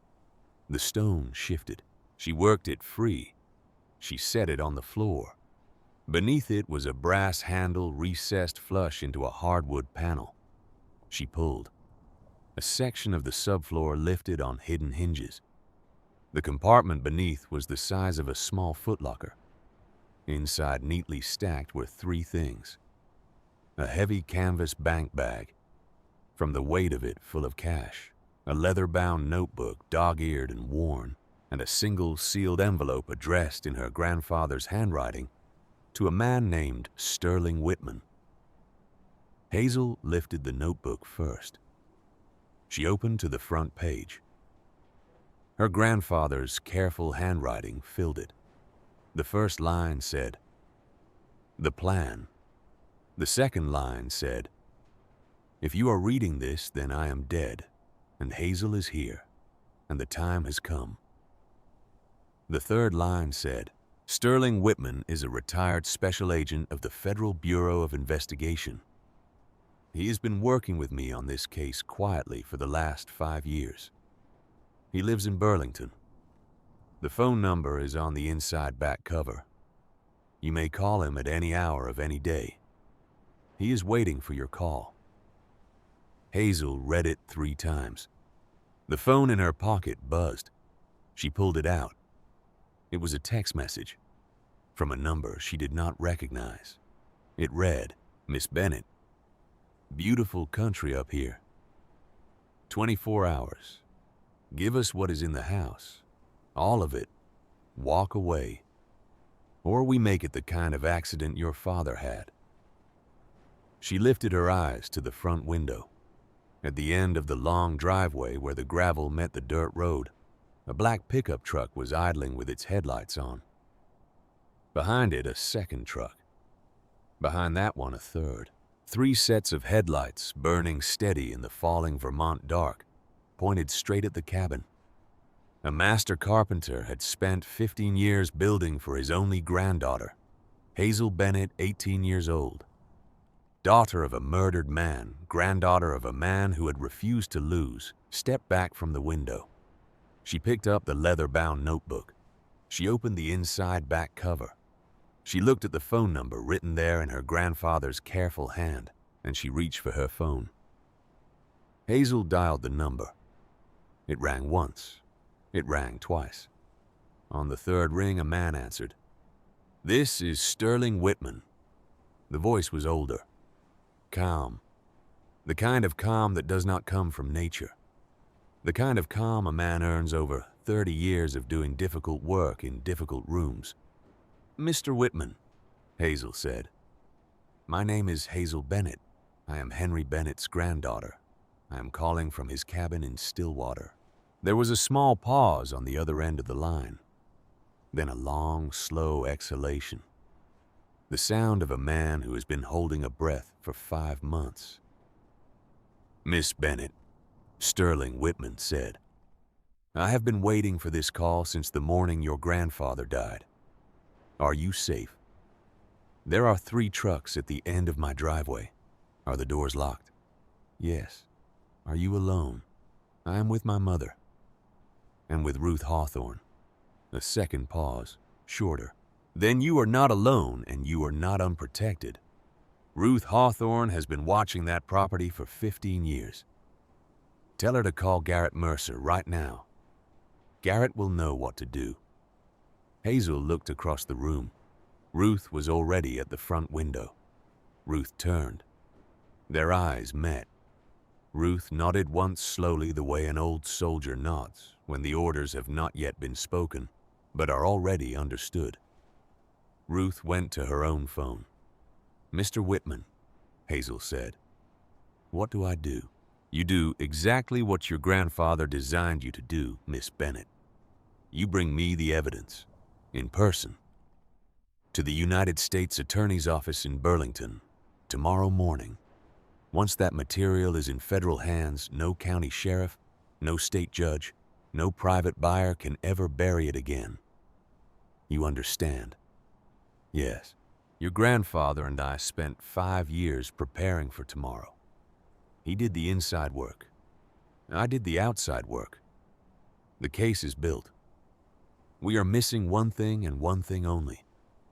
The original letter your father wrote 3 days before he was killed. Do you have that letter?" "I have it." A long, slow breath. "Then we have him, Miss Bennett. We have all of them. Do you hear me?" She did not answer right away. "Yes," she finally said. "I hear you. Be at the federal building on Elmwood Avenue at 10 o'clock in the morning. Ask for Assistant United States Attorney Marion Eklund. Do not stop.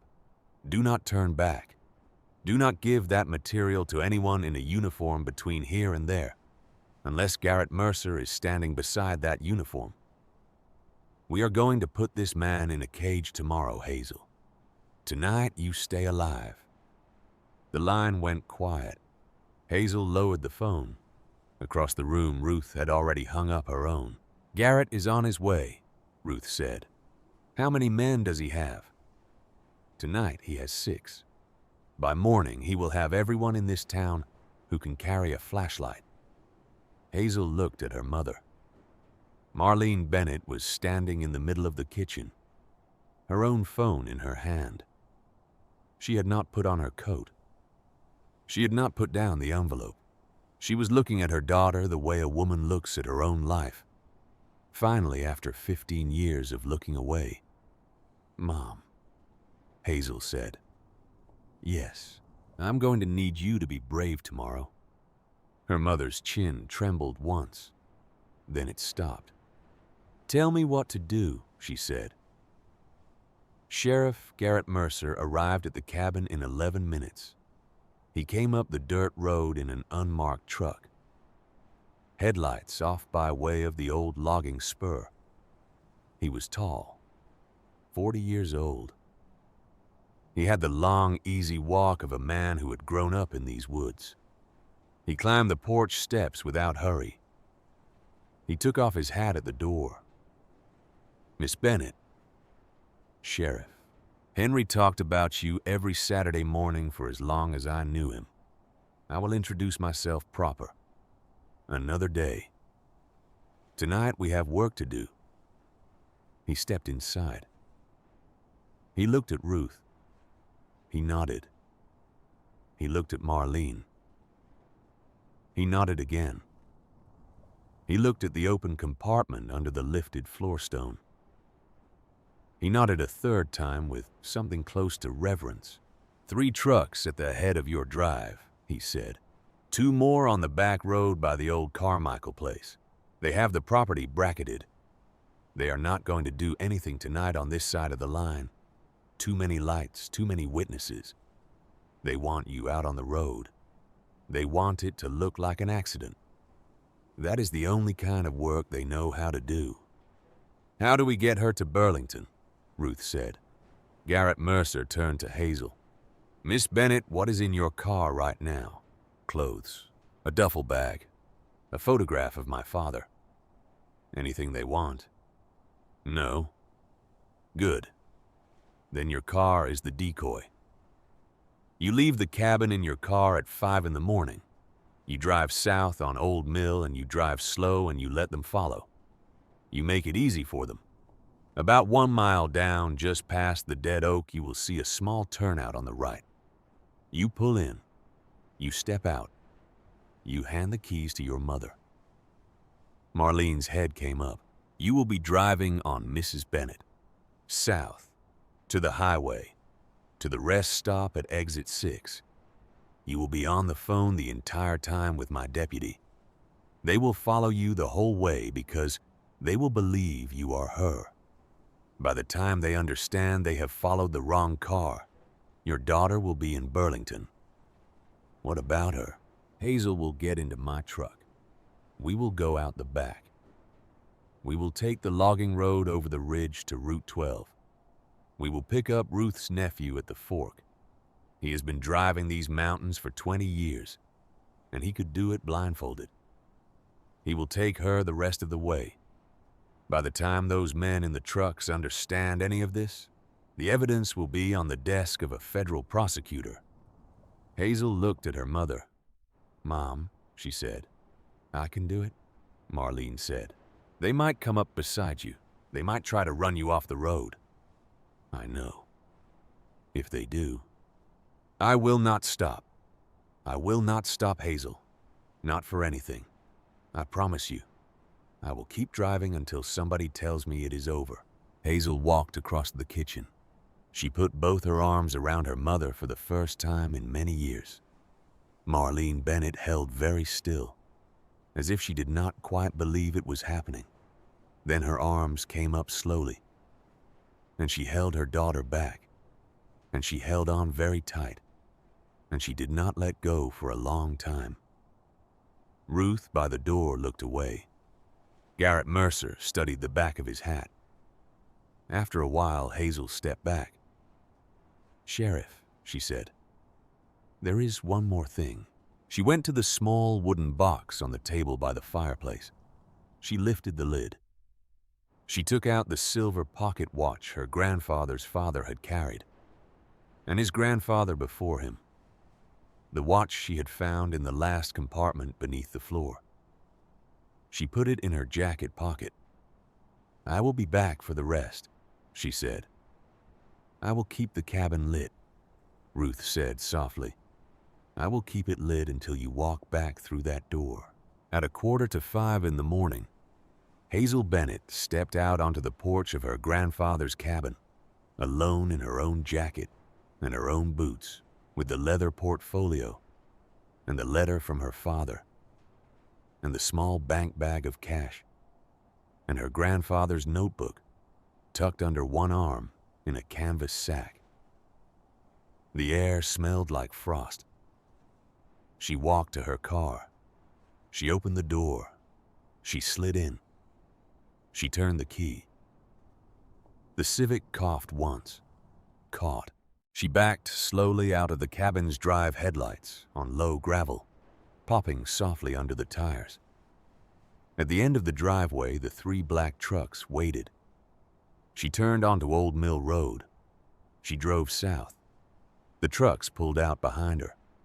She did not look in the rearview mirror. Her grandfather had walked this road. Her father had walked this road in a different way, in a different life. She thought about both of them as she rolled along in the cold pre-dawn dark headlights, cutting 2 narrow tunnels through the mist. 1 mile down, the dead oak, the turnout. She put on her right turn signal. She pulled in slowly. She got out. Her mother got out of the passenger seat of Garrett Mercer's truck, which had been waiting in the deeper dark of the turnout. The two of them passed each other in the cold. They did not embrace again. They had already done it.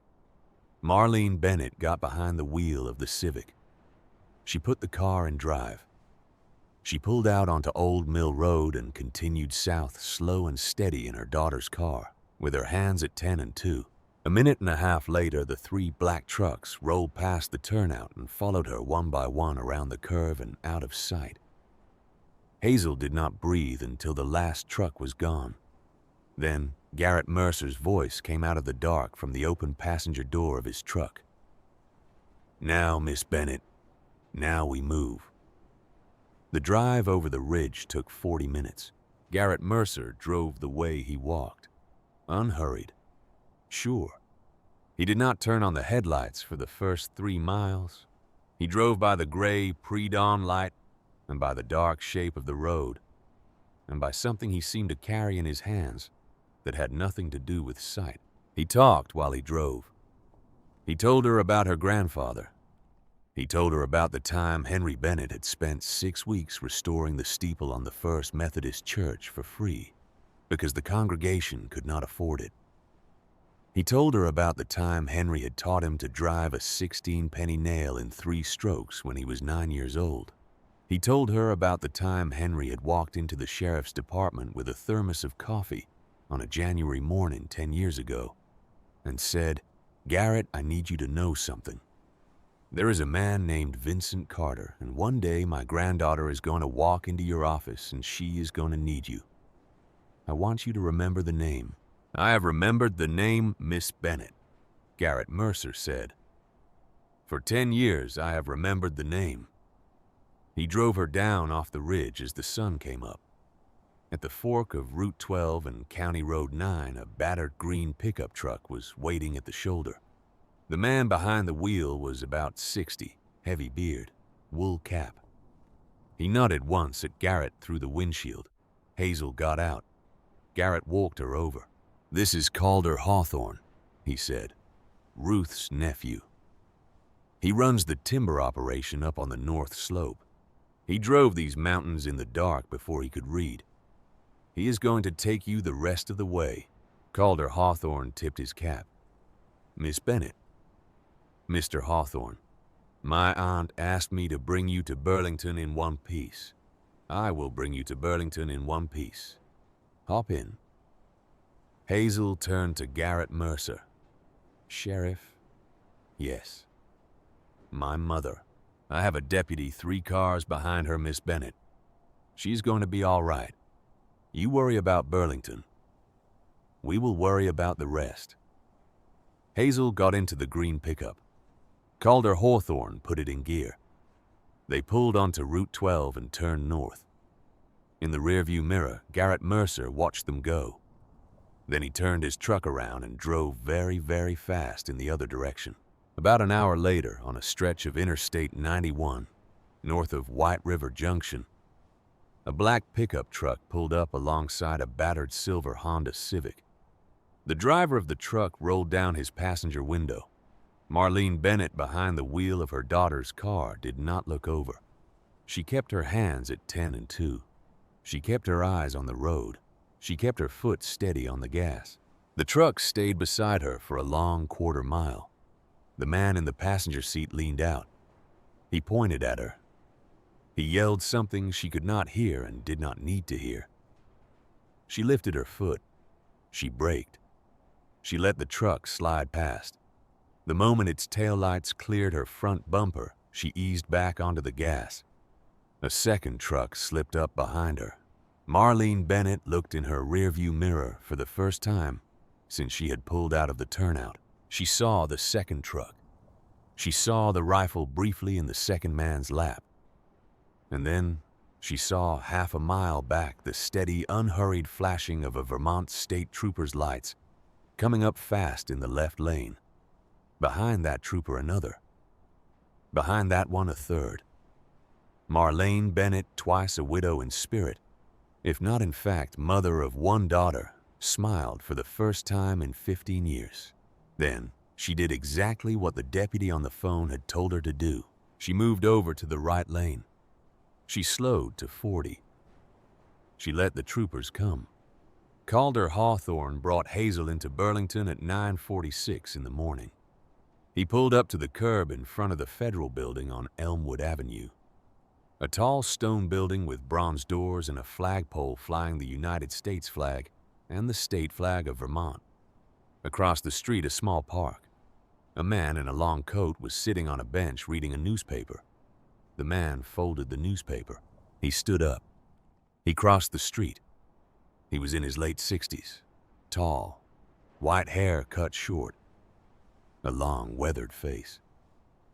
He walked with the small, deliberate limp of a man who had once been shot in the left knee and had decided not to make a fuss about it. He approached Hazel's window. "Miss Bennett." "Mr. Whitman." Sterling Whitman, Special Agent FBI, retired, smiled the smallest possible smile. "Your grandfather would have liked the way you got here," he said, quietly, "by the back road, with the right people." He opened her door. Hazel got out. Calder Hawthorne tipped his cap. "I will be parked across the street, Miss Bennett. I will not move from there until my aunt calls me." She nodded. Sterling Whitman put one hand lightly under her elbow. "Marion Eklund is waiting for us upstairs," he said. "She has been waiting since 6 this morning. Let us not keep an assistant United States attorney longer than we have to." He guided Hazel up the steps and through the bronze doors of the federal building. She did not look back. Inside, she was led down a marble corridor into an elevator up 6 floors down a long hallway through a glass door with the seal of the Department of Justice etched into it, and into a conference room with a long oak table and a wall of windows looking out across the city. A woman in her 50s was standing at the head of the table, black suit, silver hair pulled back. She had the steady, patient eyes of someone who had spent her career listening. She came around the table and extended her hand. "Marion Eklund, Hazel Bennett." "Miss Bennett, sit down, please. May I get you anything? Water, coffee?" "Water." A clerk brought a glass of water. Hazel sat. She placed the canvas sack on the table in front of her. She unzipped it. For the next 4 hours, she put her grandfather's life and her father's last letter and her mother's manila envelope and Sterling Whitman's 5 years of federal investigation into the hands of the United States government. Marion Eklund did not interrupt her once. When Hazel finished, the prosecutor folded her hands on the table. "Miss Bennett," she said, I'm going to ask you a question and I want you to answer it honestly. Are you prepared to testify? Hazel did not even pause. Yes. In open court, under oath. Yes. Marion Eklund looked at Sterling Whitman. Sterling Whitman nodded. The prosecutor stood up. She walked to the door. She opened it. She said, "Get me a judge." 48 hours later, the Federal Bureau of Investigation conducted simultaneous raids in 4 cities: Bridgeport, Boston, Hartford, Providence. 16 warrants, 11 arrests, 240 pounds of paper records, 43 terabytes of digital evidence. A racketeering enterprise that had operated quietly through the construction industry for 19 years was in a single morning no longer quiet at all. Vincent Carter was apprehended at the New Hampshire border crossing on Route 103. He was driving a leased black sedan. He had $32,000 in cash in a sports bag in the trunk and a one-way airline ticket to a country with no extradition treaty in his jacket pocket. He did not resist arrest. He did not speak. He looked once briefly at the FBI agent who was placing the handcuffs on him, and he closed his eyes. The trial began 8 months later in the federal courthouse in New Haven. Hazel testified on the 11th day. She wore a dark blue dress that Ruth Hawthorne had taken her into the city to buy. She wore her hair pulled back. She walked into that courtroom with the silver pocket watch in her jacket pocket. The small, heavy weight of 3 generations of Bennett carpenters resting over her heart. She climbed into the witness stand. She was sworn in. She told the story. She told it the way her grandfather had told her to tell it in the letter he had written her, and tucked into the very last compartment, the one Garrett Mercer had brought down, out of the ridge with her. And then, back on the way home from Burlington. The letter she had not yet shown to anyone, because the letter was for her, and for the day she would need it, and that day had been today. The letter had said this: "Sweetheart, when they put you on that stand, do not make a speech. Do not raise your voice. Do not call him names. He is not worth that. Just tell them what happened. Tell them in order. Tell them in plain language. Tell them the way a carpenter tells you about the building of a house. One board at a time, one nail at a time. You let them put it together. You let them see the room." So Hazel did. She told them about the morning her stepfather walked into her bedroom carrying a black plastic bag. She told them about 3 days of sleeping in her car. She told them about the back of a photograph in the sunlight. She told them about the lawyer who called her at the rest stop on Interstate 95, and a town called Stillwater, and a woman named Ruth, and a cabin a man had built for her over 15 years. She told them about the compartments in the walls. She told them about her father's letter. She told them in plain and quiet language that her father had been murdered, and that her mother had been silenced, and that her grandfather had spent the last 15 years of his life trying to bring her this evidence. She did not raise her voice once. When she finished, the room was so quiet she could hear the heater clicking in the wall. Vincent Carter in his suit at the defense table did not look at her. The jury looked at her for a long time. The verdict came down on a Friday afternoon in December. Guilty on 23 counts. The judge sentenced Vincent Carter to 35 years in federal prison without the possibility of parole. Maddox Sullivan, in a separate trial 3 months later, was sentenced to 22 years. The Falcone organization, after a cascade of plea agreements that began with 2 mid-level managers and worked all the way up the building, ceased to exist in any meaningful form. The FBI returned to Hazel in a small ceremony in the federal building in Burlington the original copies of every document her grandfather had hidden in the walls. Marion Eklund handed them to her in a leather case. "Miss Bennett," she said, "I have prosecuted organized crime for 27 years. I have never seen a citizen bring me a case this complete. I want you to take that file home. I want you to put it somewhere safe. And I want you to know that your grandfather was, in my opinion, the finest amateur investigator I have ever had the privilege of working alongside." Hazel took the case. She did not put it in a bank. She drove it back to Stillwater. She put it in the leather portfolio in the second compartment under the kitchen sink, where it had lived for 15 years.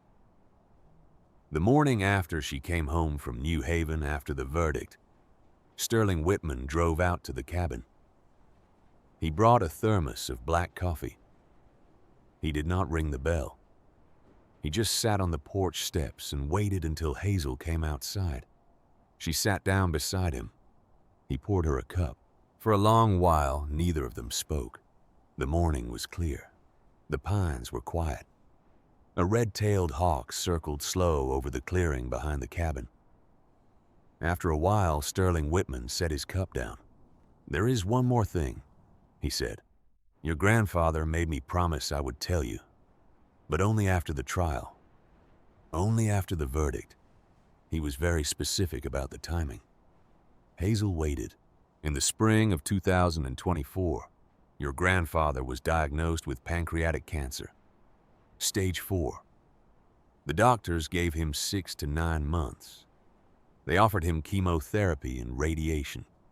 They told him the treatments would not cure him, but they would buy him perhaps another 4 to 6 months. Hazel set her own cup down very carefully on the step beside her. He refused the treatment. Why? Because he said 4 to 6 months on a hospital bed would not let him finish what he needed to finish. He needed his hands. He needed his strength. He needed his clear mind. He told me that on the day he was diagnosed. He drove home from the oncologist, and he sat in this exact spot, on this exact porch, and he said, 'Sterling, the question is no longer whether I will live to see her come. The question is whether I will be ready when she does.'" Sterling Whitman's voice was steady, but he was looking out at the pines now, and not at her. "For the last 18 months of his life, your grandfather worked harder than he had worked in 20 years. He finished the last compartment. He wrote the last of the letters.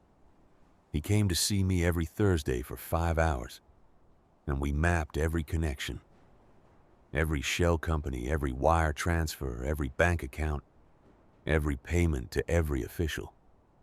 He gave me every name. He gave me every date. He gave me a roadmap that would have taken the FBI 10 years to put together on our own." He paused. "He told me he was not afraid of dying. He told me he was only afraid of dying too soon." Hazel could not speak. On the morning of October 7th, 2025, Sterling Whitman said, "He called me. He told me he was tired. He told me he had finished. He told me that everything you would need was in the walls, and that everything I would need was on my desk in Burlington. He told me to take care of you. He told me to wait by the phone." He picked up his cup again. He did not drink from it. And then he hung up, and he made himself a cup of coffee. He sat in his chair by the fireplace with his coffee, and Ruth says when she found him, 3 hours later, he was still sitting there, in the chair. His coffee was beside him. The cup was empty, and he was smiling. Hazel looked down at her hands. "He was smiling, Hazel," Sterling Whitman said gently, "because he knew you would come. He knew it the way he knew the sun would come up. He had built you a road home that even death could not stop. And he died on his own terms, in his own chair, in his own quiet house, knowing that the road was finished, and the door was unlocked, and the lamp was burning in the window." A long silence sat between them. The hawk circled lower. After a while, Hazel reached into her pocket and took out the silver pocket watch. She wound it slowly. The faint, even ticking filled the cold morning air. A small mechanical heartbeat 3 generations old. "Mr. Whitman," she said. Yes. Thank you. He nodded once. He drank his coffee. A long time later, he stood up to leave. He paused on the bottom step. Miss Bennett, he said, I am 71 years old. I have been retired for 10 years. I have spent the last 5 years working with your grandfather because I believed in the case. I am about to be retired again, but I want you to know something. If you ever need me for anything, I am 90 minutes up the road. You call. You hear me. I hear you. He tipped his head. He walked to his car. He drove away. Hazel sat on the porch with the watch ticking in her hand until the sun was high above the trees. In the year that followed, a great many things happened. Hazel Bennett enrolled at the University of Vermont. She studied criminology. She drove the 90 minutes to Burlington 3 days a week and drove home each night to sleep in the cabin. She kept her grandfather's tools sharp in his workshop. She added shelves to the bedroom wall, hand-built, fitted with mortise and tenon joints she had to redo 6 times before she got them right. She used the savings bonds her grandfather had bought for her, one a year for 15 years. Plus the trust account he had quietly built in Burlington. Plus the contents of the canvas bank bag from the 4th compartment to establish a foundation in his name. The Bennett Justice Foundation operated out of a small office above Ruth Hawthorne's general store. Its purpose, as written in the founding papers, was simple: to assist the families of working people who had died in suspicious circumstances on the job and who did not have the resources to investigate.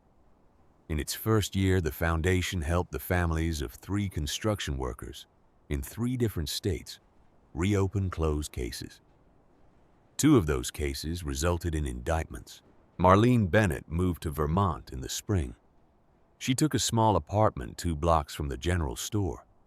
She began working part-time for Ruth at the counter and full-time very quietly on herself. She started seeing a therapist in Burlington twice a week. She started attending a support group in Montpelier on Wednesdays. She did not ask her daughter for forgiveness because she understood that forgiveness was not a thing you asked for. She simply began slowly day after day to show up. She showed up to Hazel's college graduation eventually. She showed up to the foundation's first fundraiser. She showed up to every Sunday dinner at the cabin where Ruth Hawthorne and Garrett Mercer and Sterling Whitman and Calder Hawthorne, in his wool cap, sat around the long pine table that Hazel had built herself and ate stew and told stories and laughed about a stubborn old carpenter who had refused for 15 years to lose. Hazel did not forgive her mother all at once, but she let her in. And one Sunday, late in the summer, Marlene Bennett sat on the porch of the cabin in the long evening light, drinking coffee with her daughter, and Hazel reached over and laid her hand on top of her mother's. Neither of them spoke. But Marlene Bennett turned her hand over slowly and held her daughter's hand. And in that small motion, 15 years of glass began to thaw. The foundation took its first big case in October. A welder in Erie, Pennsylvania had died in what the local police were calling an industrial accident. His daughter, who was 19, had called the foundation through a number she had found on the website. She did not believe the accident story. She did not have any money. She did not know what to do. Hazel flew to Erie with Sterling Whitman. They spent 3 days reading reports. They paid for an independent inspector. They found on the 4th day a problem with the gas line. It was the beginning. In November, on a cold afternoon when the first snow was falling lightly past the windows of Ruth Hawthorne's general store, the bell above the door rang. A girl walked in. She was 17. Thin jacket, a backpack over one shoulder, hair pulled back in a tight, anxious ponytail. She did not step more than a foot inside the door. She stood there, scanning the way a girl stands in a room when she is not sure whether she is welcome. Hazel was behind the counter. She knew the look. She had been the look. She set down the inventory sheet.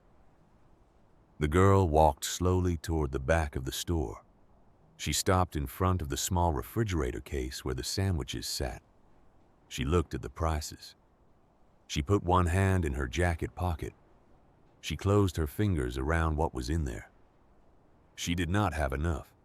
She turned away. She started for the door. "Hey," Hazel said. The girl stopped. "You hungry?" The girl did not turn around. "I have a couple of dollars." "I did not ask what you had. I asked if you were hungry." A slow nod, eyes still on the floor. Hazel came around the counter. She walked to the refrigerator case. She opened it. She took out a turkey sandwich on sourdough, the kind Ruth made fresh every morning. She took out a bottle of water. She walked back to the counter and rang them up. She paid for them with her own card. She slid them across the counter. "You want to sit," she said. "There is a stool by the stove. It is warm there." The girl looked at the sandwich. She looked at the stool. She looked finally at Hazel. "What's your name?" Hazel asked gently. "Wren," the girl said. "Wren Calloway." "My name is Hazel." "Sit down, Wren. You take your time." The girl sat. She unwrapped the sandwich. She held it with both her hands. She started to cry just a little in the quiet way of a girl who has not been allowed to cry in a long time. Hazel did not look at her while she ate. She went back to her inventory. She let the girl have her dignity. She let the warm air from the stove and the smell of cedar and coffee do the talking. When the girl was finished, she stood up. She folded the wrapper neatly. She put it in the trash. She walked back to the counter. "Thank you," she said. "You are welcome."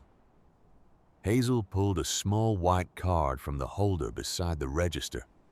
She wrote on the back of it. She slid it across the counter. The front of the card was simple.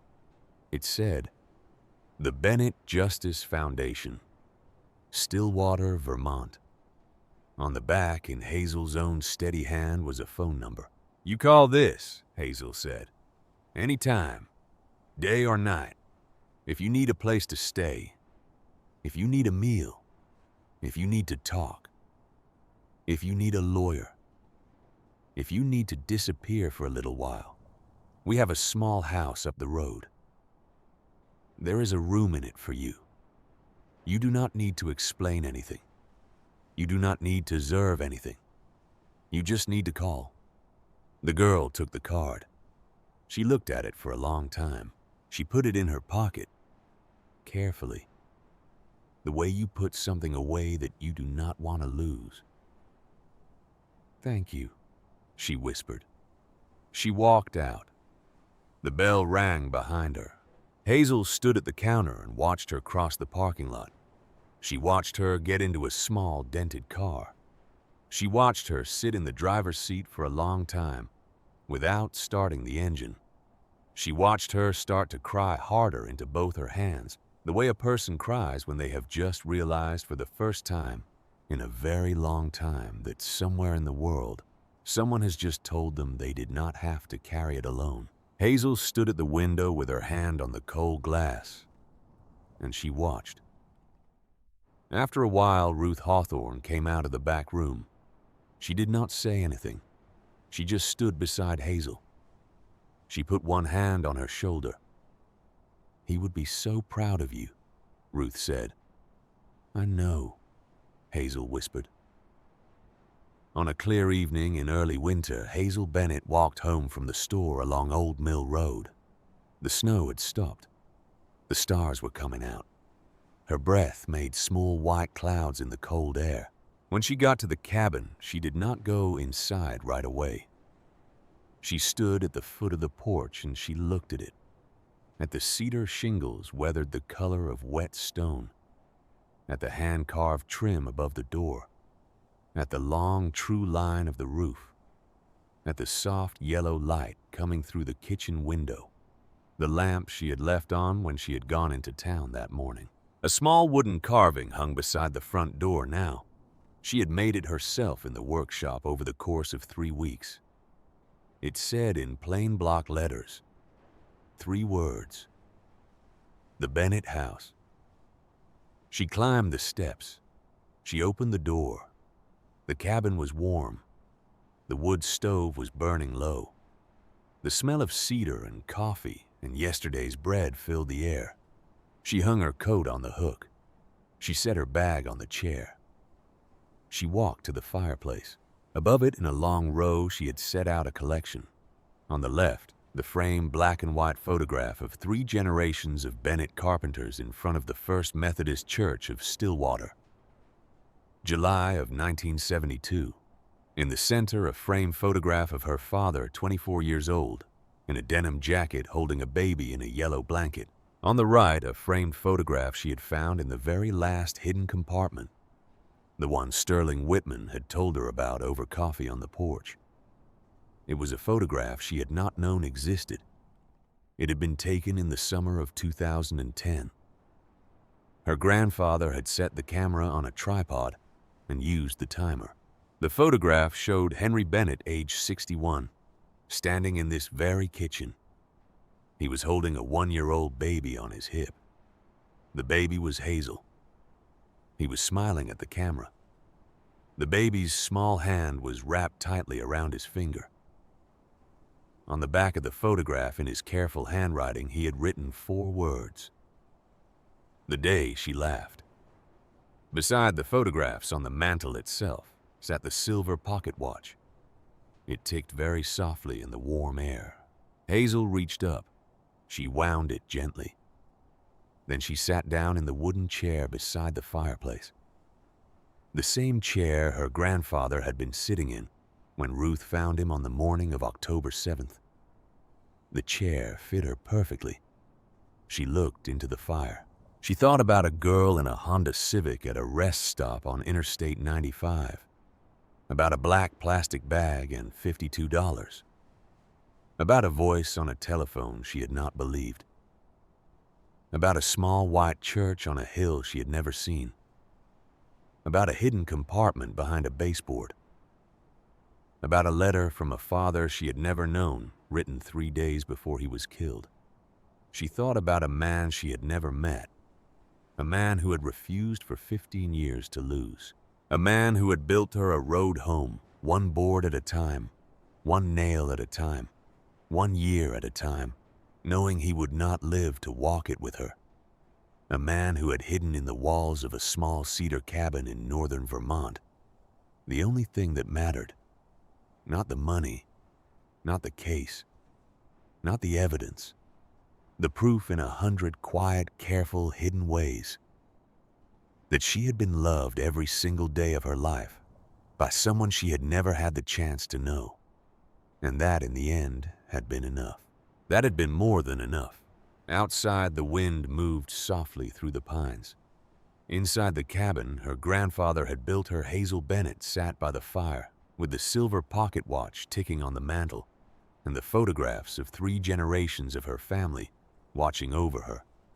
And she rested her head against the back of his chair, and she closed her eyes, and she let herself, for the first time in her entire life, be home.